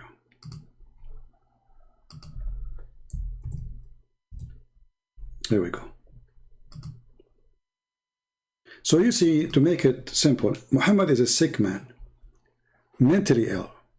He claimed to be a prophet of God, and at the same time he wants sex freedom, number one, for himself, including married women. He can have sex with them. Number two, he want to have sex with the children. Number three, any woman he like her husband must divorce her. Number four, even the heaven is nothing but penises and vagina. Number five, he have the privilege of money and sex. Number six, he is after children. As an example, if you remember the story where Muhammad, he saw a guy, his name is Jabir. He said to Jabir was in a rush to go home. They just came from an attack to steal some money. So Jabir, he was in a rush. Muhammad, he said to him, why are you in a rush? Where are you going? He said, I am newly married, Prophet. Ah, you are newly married. Did you marry a child, a young girl, or a woman? The guy, he said, no, a woman. Muhammad, he said to him, why? Why you do that? Huh? Why you don't marry a child, little young girl, so she can play with you? You can amuse her and she can amuse you. Read carefully. This is Sahih. I'm not saying things from my own. Read carefully. Jabir ibn Abdullah, Jabir, he said, Abdullah died and he left behind 9 or 7 daughters. So this guy, he have a brother, he was fighting for Muhammad's faith and he died doing jihad. Then he said, I married a woman who had been previously married. Allah Messenger said to me, Jabir, have you married? I said, yes. He again said, a virgin or previously married? Now here it doesn't show really translation say the virgin, but does it say really a virgin? Is it really a virgin? We will see if he's talking about a virgin or just a child. A virgin or previously married? I said, Messenger of Allah, one who was previously married. Whereupon he said, who? Muhammad. Why don't you marry a young girl so that you could sport with her and she could sport with you? Look at the ethic. The man is happily married. He is not complaining. Muhammad is asking him to go and find a little child. Now, how we will know that this is a child? Until now, it doesn't say that. Muslim, they will say, where it says little child? It says young girl. Many girls are young. Maybe she is 14. Let us see. She will sport with you and you sport with her. Or you could amuse with her. Amuse with her? Young girl, she will amuse you and you will amuse. Okay. I said to him, Abdullah, he died and he fell as a martyr in Uhud. And he left for me 9 or 7 daughters behind him. I therefore did not approve the idea that I should bring a girl like them. Do you see it? This guy, he have little orphans. Muhammad talking about marrying a child. The man, he said, I did not approve marrying, raping a child in their age. But I prefer to bring a woman who should look after them.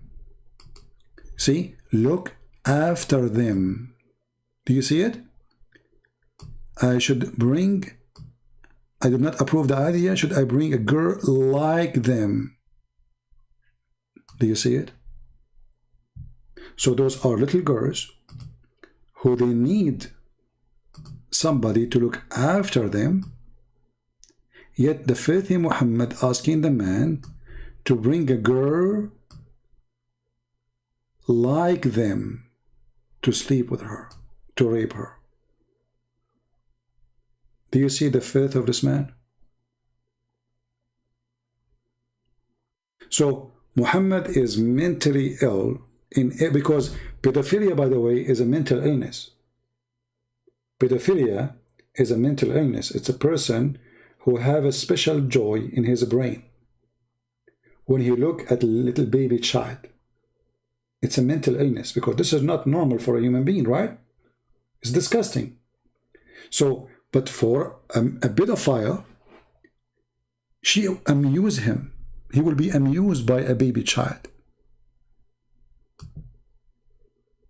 You see, Muhammad is not saying to him, she will be smarter. He's not saying to him, she will do better in the house. He's talking about sporting with you. Playing. We play. This guy, he want him to marry a child so you can play with her. Do you see how sick he is? Playing with her.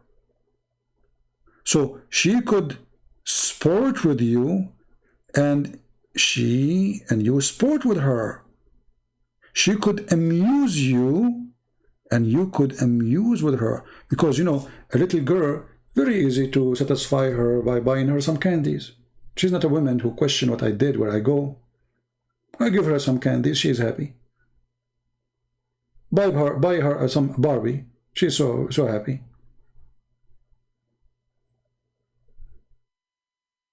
You see how sick this man is? Imagine a man, he see your son-in-law in the street, and your son-in-law, he married your daughter, which is a widow.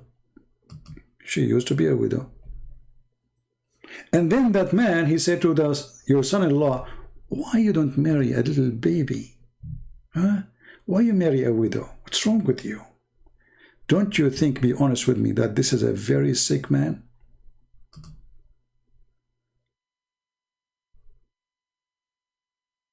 And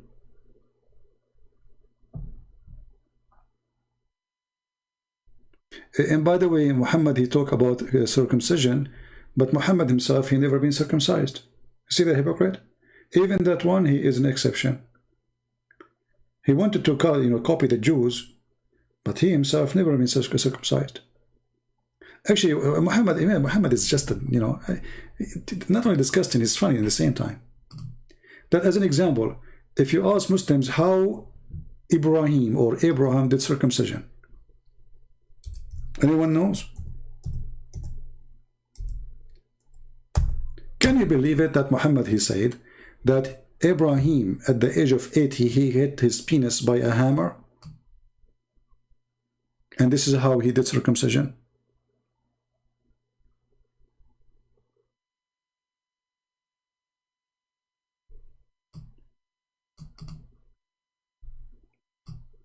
What this guy is talking about? This guy, he hit himself. He circumcised his penis by a hammer?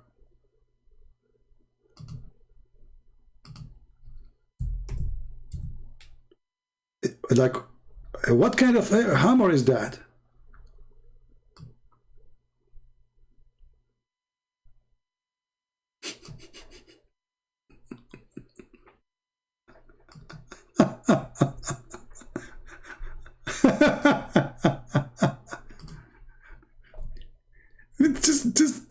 This is so stupid. This is so dumb. I mean, the penis of Abraham must be like a penis of an elephant, brother. So like Abraham, he put his penis in the front of him, and he like, okay.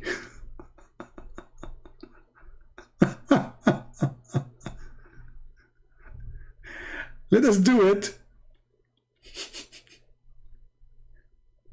This is really how, brother, how Prophet Muhammad, he knew those things, brother.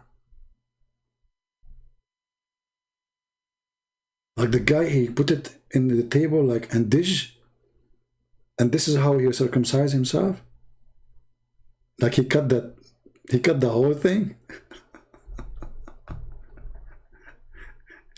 Muhammad was confused between the penis and water hose or hose. This is how the guy, he did circumcision. Is it obvious this guy is mental? I mean, what this is about?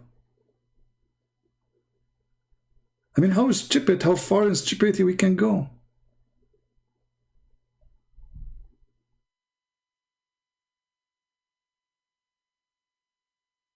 You know, like how good his focus is. Like you put it in front of you, you lift your hand up, and like, bish, ah, Abraham, what you did? You cut it all of it. And by the way, this is the Muslim translation. They say ads, right? Yeah, what stupid idiot. When you are an idiot, if this guy became a prophet, who is the idiot then? No, Muhammad never was circumcised. Never. You know, like other example, as long as we are talking about the penis and stuff. You remember the hadith where Muhammad, he says, I was the most weak person between all mankind, and boom, boom. and then I invoke my God Allah, and then he sent me a dish of shish kebab. I ate it. I get the power of 40 men. I mean, isn't it this alone is a proof that Muhammad is mentally ill? So he was the most weak person in sex. Then what happened? He prayed to Allah. Okay. Allah, he went to his kitchen. He made a shish kebab. He sent it with the Jibreel. He ate it. He got the power of 40 men. Is that a statement of a person he have a brain? Let us be a little bit, forget about, what Christian Prince say, what, Muslim says, atheist says, just, let us say, you are in a place. Somebody invited you to listen to someone. And he told you this person is very smart. Okay. And then this person, he went in the stage and he started saying the following. I was the most weak person in earth. And then Allah, he sent me a dish of shish kebab. I ate it. I get the power of 40 men from the people of heaven, which means power of 4,000 men. Because every man in heaven, his power is 100 men of earth. So Muhammad, he got the power of 40 men.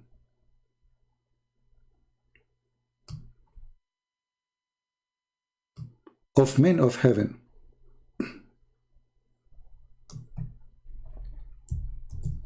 All of this after what?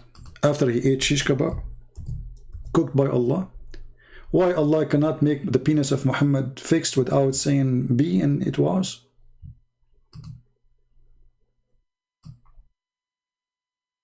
Let me see if I can find the hadith in English.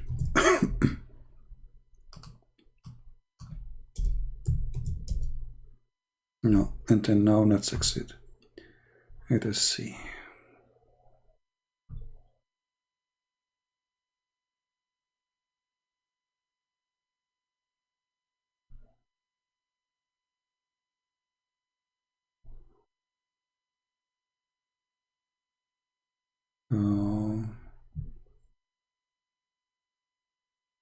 Maybe we can find it and then in Arabic, and then use Google translation as usual, what we can do.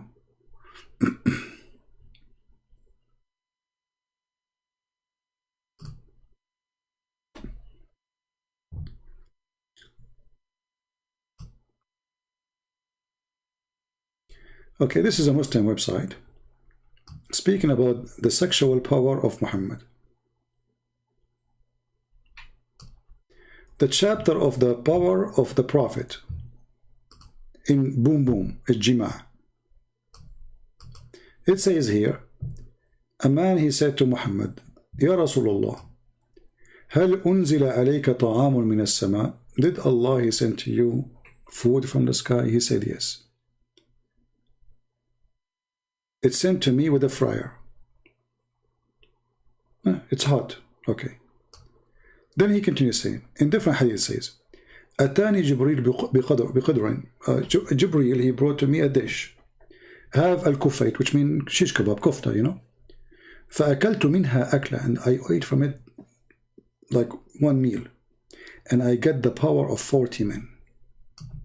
This a statement of a sick man? And here the reference, like hadith after hadith, etc. All the reference. I will post the link for you. You can use Google translation. Let me use first translate to English, and then I will post the link for you. All right. So they gave him shish kebab. Jibreel came to me with a dish. It's called al-kufayt, which means kufta. And I ate a meal from it. And then I was given the strength of 40 men in sexual intercourse, brother. I mean, this is additional proof that Muhammad is a prophet. And all the reference here, I mean, there's tons of reference. All of them is about his penis. But be honest with me. And you see here they are giving the reference, the number of the book, hadith number, page number, the name of a book, etc. So here you have to think with me carefully. if you are invited to a conference, and this conference is about a man, his name is Muhammad, and the conference is presenting him as a prophet and asking people to believe in him, and then this man, he stood in the stage and he started talking about how Allah, he sent him a dish of shish kebab, and he ate it and he got the power of 40 men. How fast you will believe in him? Be honest with me. How easy it is for you to be convinced, right? Changing the words. What word I'm changing? Here we go. This is the link. This is the link. No, hold on. Let me pause the link for all of you.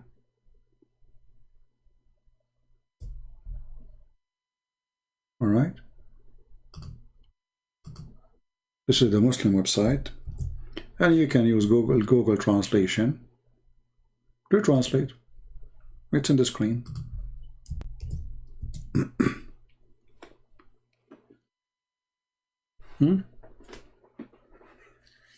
Why Moses did not make books talking about the power of his penis?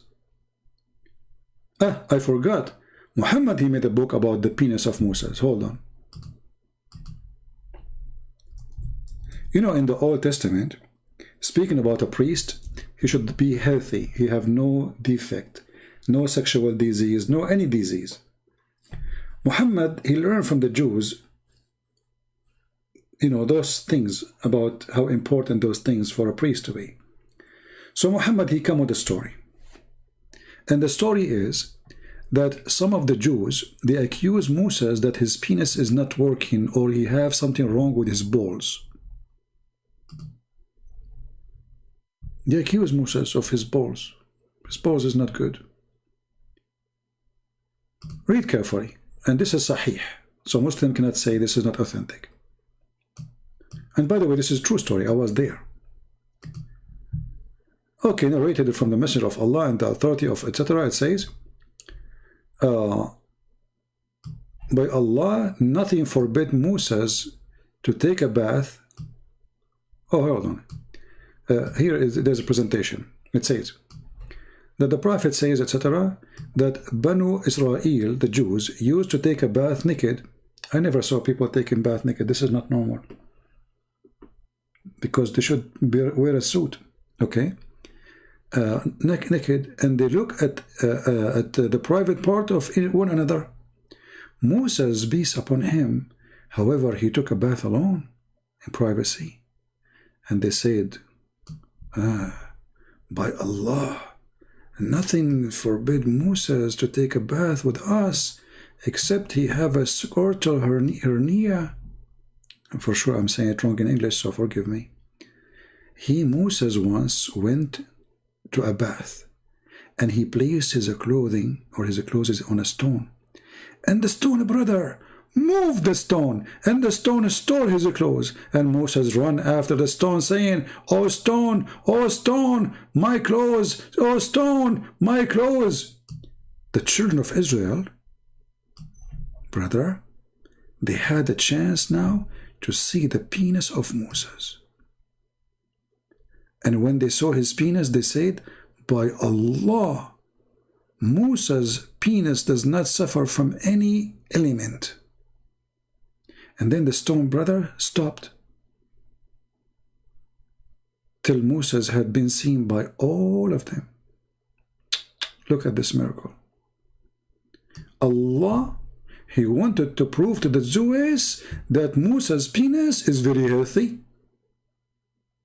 So Allah, he waited until Moses wanna take his bath in the normal place. There's a rock there. You know, Moses, he put his clothes in the rock. Normal, you know, look, all of us Middle Eastern, we put our clothes in the rock. You don't put it in the sand. Hello?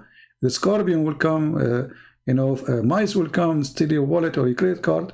So then, when he get naked, brother, and he is in the water, the stone stole his clothes. It's a true story. And then, brother, when the stone took his garment, Moses, like, look at this. What is amazing about the story is that Moses, he was not like surprised, like, what the heck, the stone is running? Moses was not like amazed, like, what, the stone have legs? Because the stone, in order to carry the clothes, have to have legs, otherwise the stone will go around itself, right? Like how the stone is moving. Moses, he did not say, oh Allah, stone have legs. It looked like normal at that time, stones to run. You know what I mean? Like first time you see a stone running, what do? You say, oh, my clothes? This is not what you say. First time you see a stone running. The stone what? Running. The guy, he did not get astonished for the stone running. The guy, he is following the stone to get his clothes, that's it. Like you go to the beach, you put your clothes in the stone, and now the stone is running. So what you are worried about now, the clothes? Are you going to go crazy to see the stone running? A stone with legs?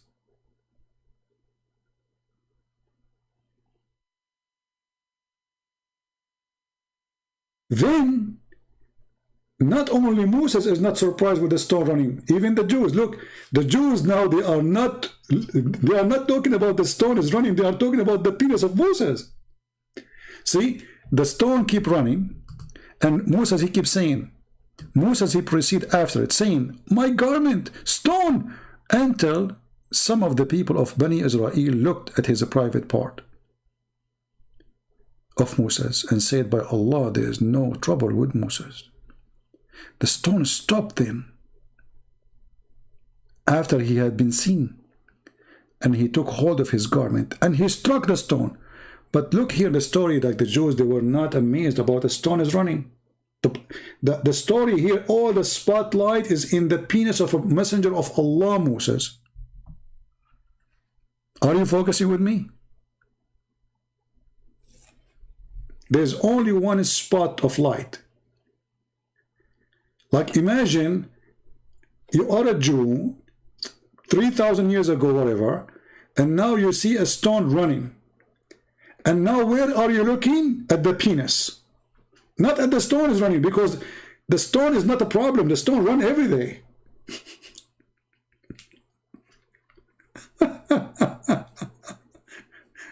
Are you following with me, guys? So how in the world this guy is a prophet? Obviously he's mentally ill. I mean, to say such a story, and hold on, this is a story, additional proof that Muhammad is mentally ill. This is after Allah, he made a plastic surgery to Muhammad, and he installed a dish of wisdom inside him. I mean, if Muhammad is not so stupid, and he is not mentally ill, why does God need to make a plastic surgery to install what? Wisdom. You might say, I'm making things up. Everything we say, it's in front of you on the screen.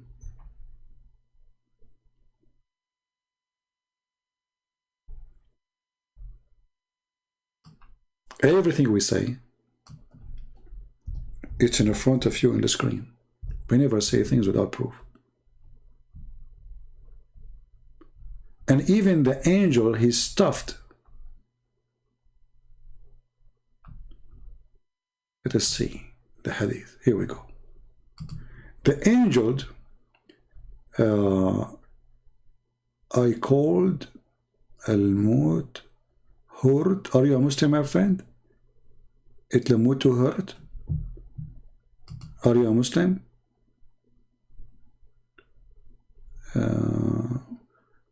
Well, I'm not using Skype now, actually. My Skype is not on. But you know what? Just for you, I will take your Skype. Hold on. Give me a second. I will take your Skype. My Skype is not open. I mean, before you call, you should ask if my Skype is open. Okay, I'm logging now in Skype.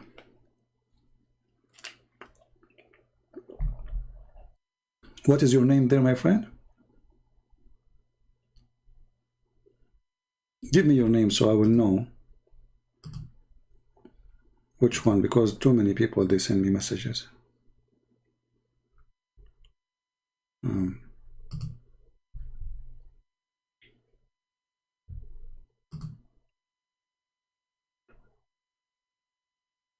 I hope we did not lose. Okay.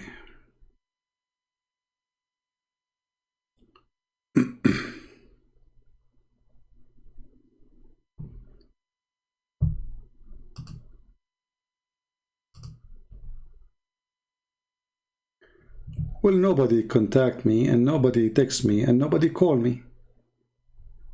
So why you are saying you called me anytime?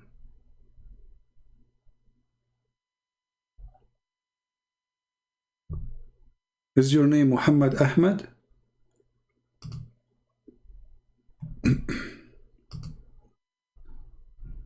Muhammad Ahmed, okay.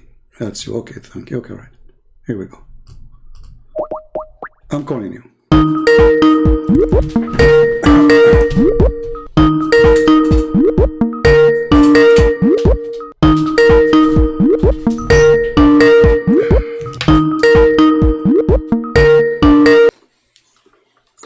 Hello?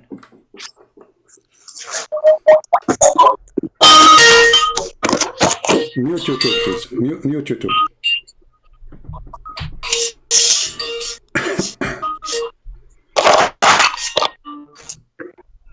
Hello? Mute YouTube.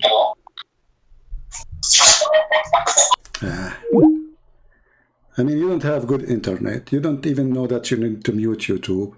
Your voice is not even coming. Okay. Hello.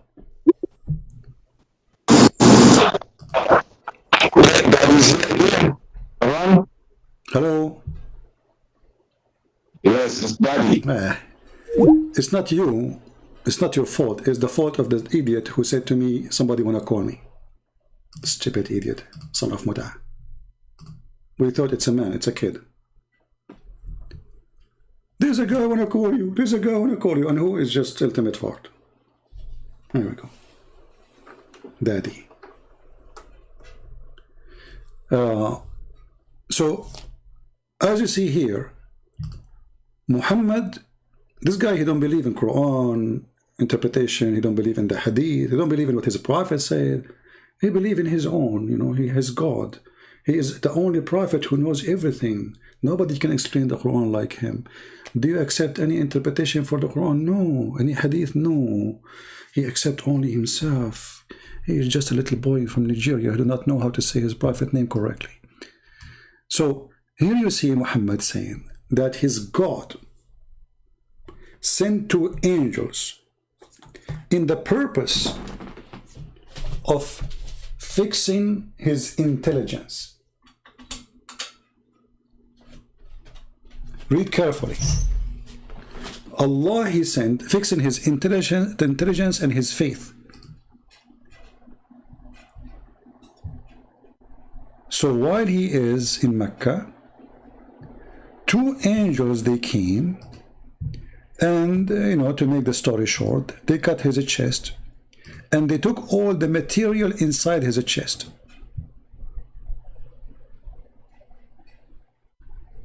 Read carefully. Jibreel cut open his body between his throat to his testicles, not his chest as they claim here. And then he took all the material off, brother, of his chest and abdomen, brother, and he washed it with Zamzam water. And then, brother, he did that with one hand till he cleansed the inside of his body, brother. And then, brother, a gold tray containing a gold ball full of belief and wisdom was brought. Have you ever heard of any stupid prophet? Can be stupid, I mean, stupid false prophet can be more stupid than this. A tray of gold brought, and this tray is full of belief and wisdom. And you are telling me that you can prove to me that Muhammad is not mentally ill. And remember, Muhammad is telling this story after the surgery, which means after they install the wisdom inside him. So if this is after the wisdom installation, Muhammad saying such a stupid story. So Muhammad before the surgery, how stupid he was. Same time, this is additional proof that Muhammad is confessing that he is so stupid, to the point his God could not make him a prophet without adjustment, without installing wisdom. Read carefully, it's not me who's saying that. So a dish of faith and wisdom brought, and this is brought in a tray. By the way, you can order some wisdom in Amazon. You know, myself, I did not go to school. I got my high school from eBay, and my prophethood as a prophet from eBayallah.com, and my wisdom from Jibril, the dish salad, shish kebab hummus, that hum, yum. Very simple, you know. Muhammad, he got his wisdom in the dish. Even faith comes in dishes. Like if you know somebody is an atheist, and you try to convince him to be a Muslim, all what you need to ask Allah to send a dish like the dish he sent to Muhammad, the guy he eat it, he wake up a Muslim. A golden tray. And by the way, Allah, he don't like to use plastic. We have to go and give him a point there. He's so good for environment. And Allah will not use aluminium or any. It have to be golden. Come on. Because this is golden wisdom and golden faith. So it have to be golden tray.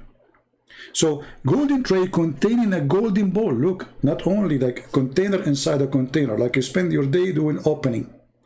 Okay, unboxing. Muhammad is doing unboxing today. Muhammad, he opened YouTube and he start doing unboxing today. Hey, Prophet Muhammad, can you please, Muhammad, focus with the camera, please, because the camera, okay, can you turn it like, okay, now we see the box. What is inside the box, Prophet Muhammad?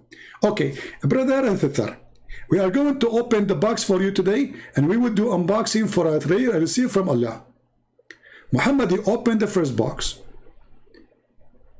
He found inside the box made from gold, and there's a tray. Inside the tray, there's a golden bowl. Inside the golden bowl, there's a golden faith. Inside the golden faith, there's a golden wisdom, or beside it.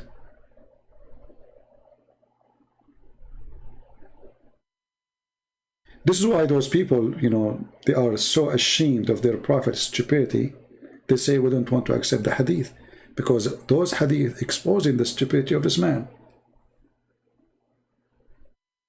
A man who is agreeing that his God needed to do a plastic surgery to fix his stupidity. Because when you say that the God of Islam, he sent a dish of wisdom to a man, his name is Muhammad, what does that mean? It means he has no wisdom. It means Allah did not create him right. It means that Allah even cannot fix the wisdom by saying be, and he was. The Muslim, they say if Allah wants something, he say be. Okay, here we go. Muhammad is a fool now. He needs a dish of wisdom and dish of faith, which means Muhammad, he don't have good faith in Allah, he don't have good wisdom. Allah wanted to fix that. He sent two angels, and they are performing literally a surgery. Literally, a surgery. They cut his chest. They took all the material as if it's a trunk. They wash all the engine part. And now it's time for the serious stuff. We bring a container, have golden faith and golden wisdom and golden tray. And then, brother, wisdom was brought, and then Jibril stuffed his chest and his blood vessels with it. And you are telling me that Muhammad is not mentally ill?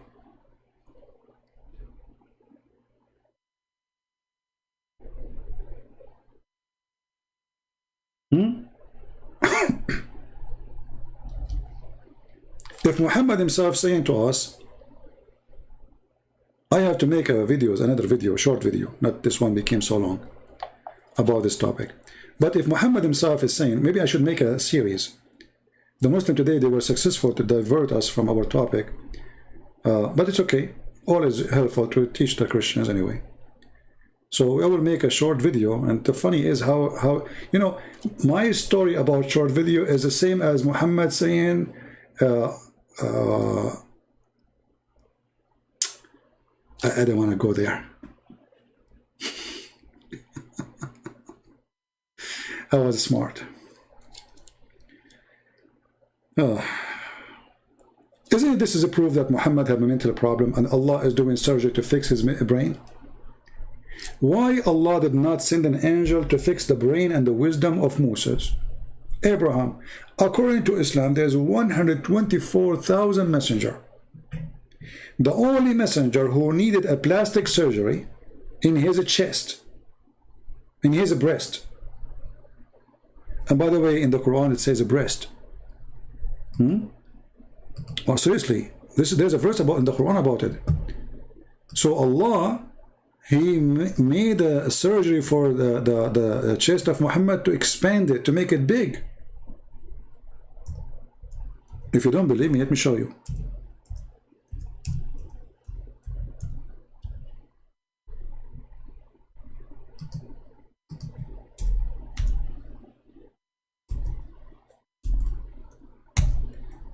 The stupid keyboard is not functioning. I have to hit hard. Chapter 94, there's a chapter about it. It's called a sharh, which means Allah, He, did surgery for the chest of Muhammad. Have we not caused the bosom, the light, the bosom? A Muslim, your prophet, have a bosom surgery?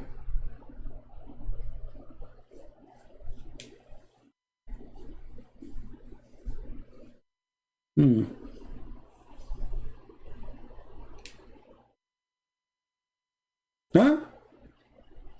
Allah, He fixed the bosom of the prophet, and this is how He fixed it. He sent two angels, they cut his chest, they installed a dish of wisdom, and they stuffed the wisdom in his blood vessels. Look at the science. Look how deep, man. His blood vessels.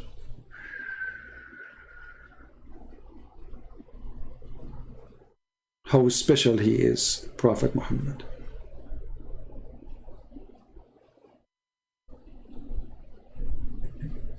Very, very special.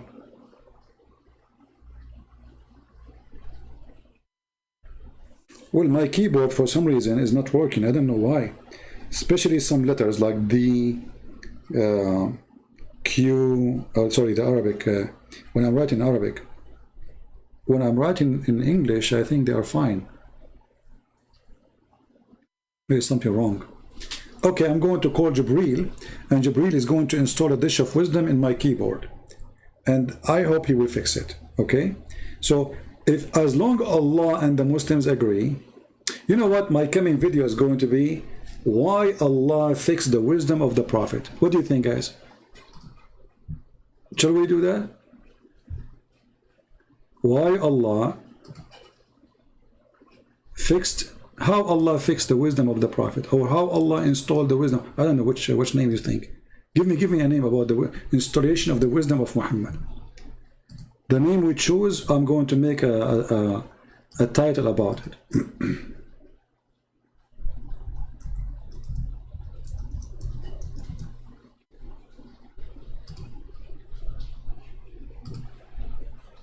And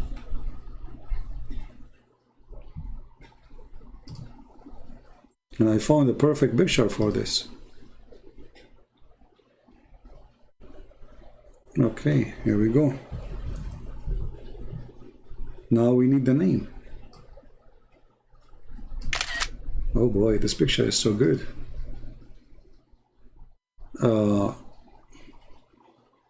So what name we will find? Installation wisdom.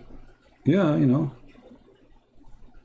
What? Give me the name so we can set the coming occasion.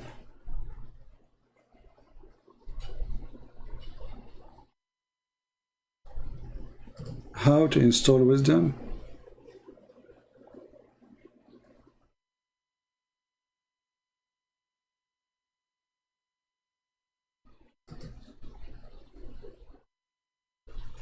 Surgery of Momo. Okay, let us use the word surgery.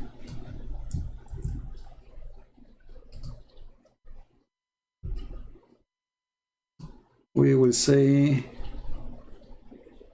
how Allah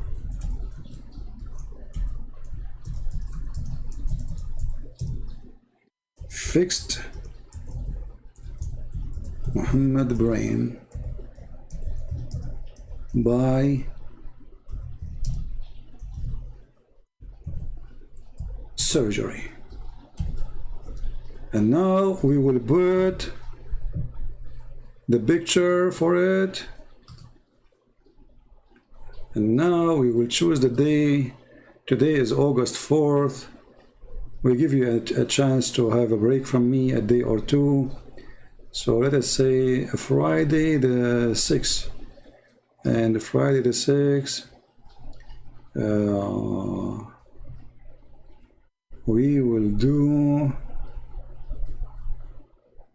okay, let's see.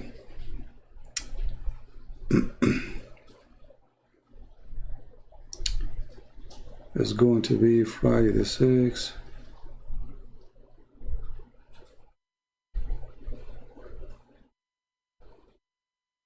Okay, 11:40 a.m. or 12. Let us make it earlier, because I have some work to do. I don't want to be late, but it's okay. If I'm late, you guys will wait. So what we can do, 11 a.m. New York time.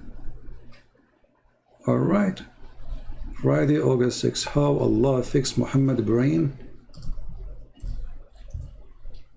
by a surgery. Create. All right, it is created now.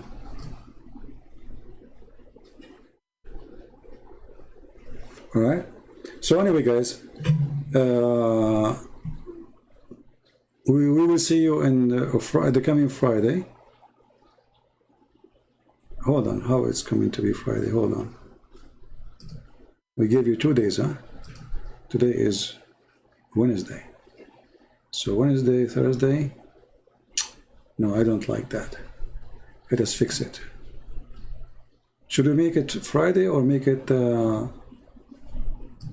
Thursday? Hold on.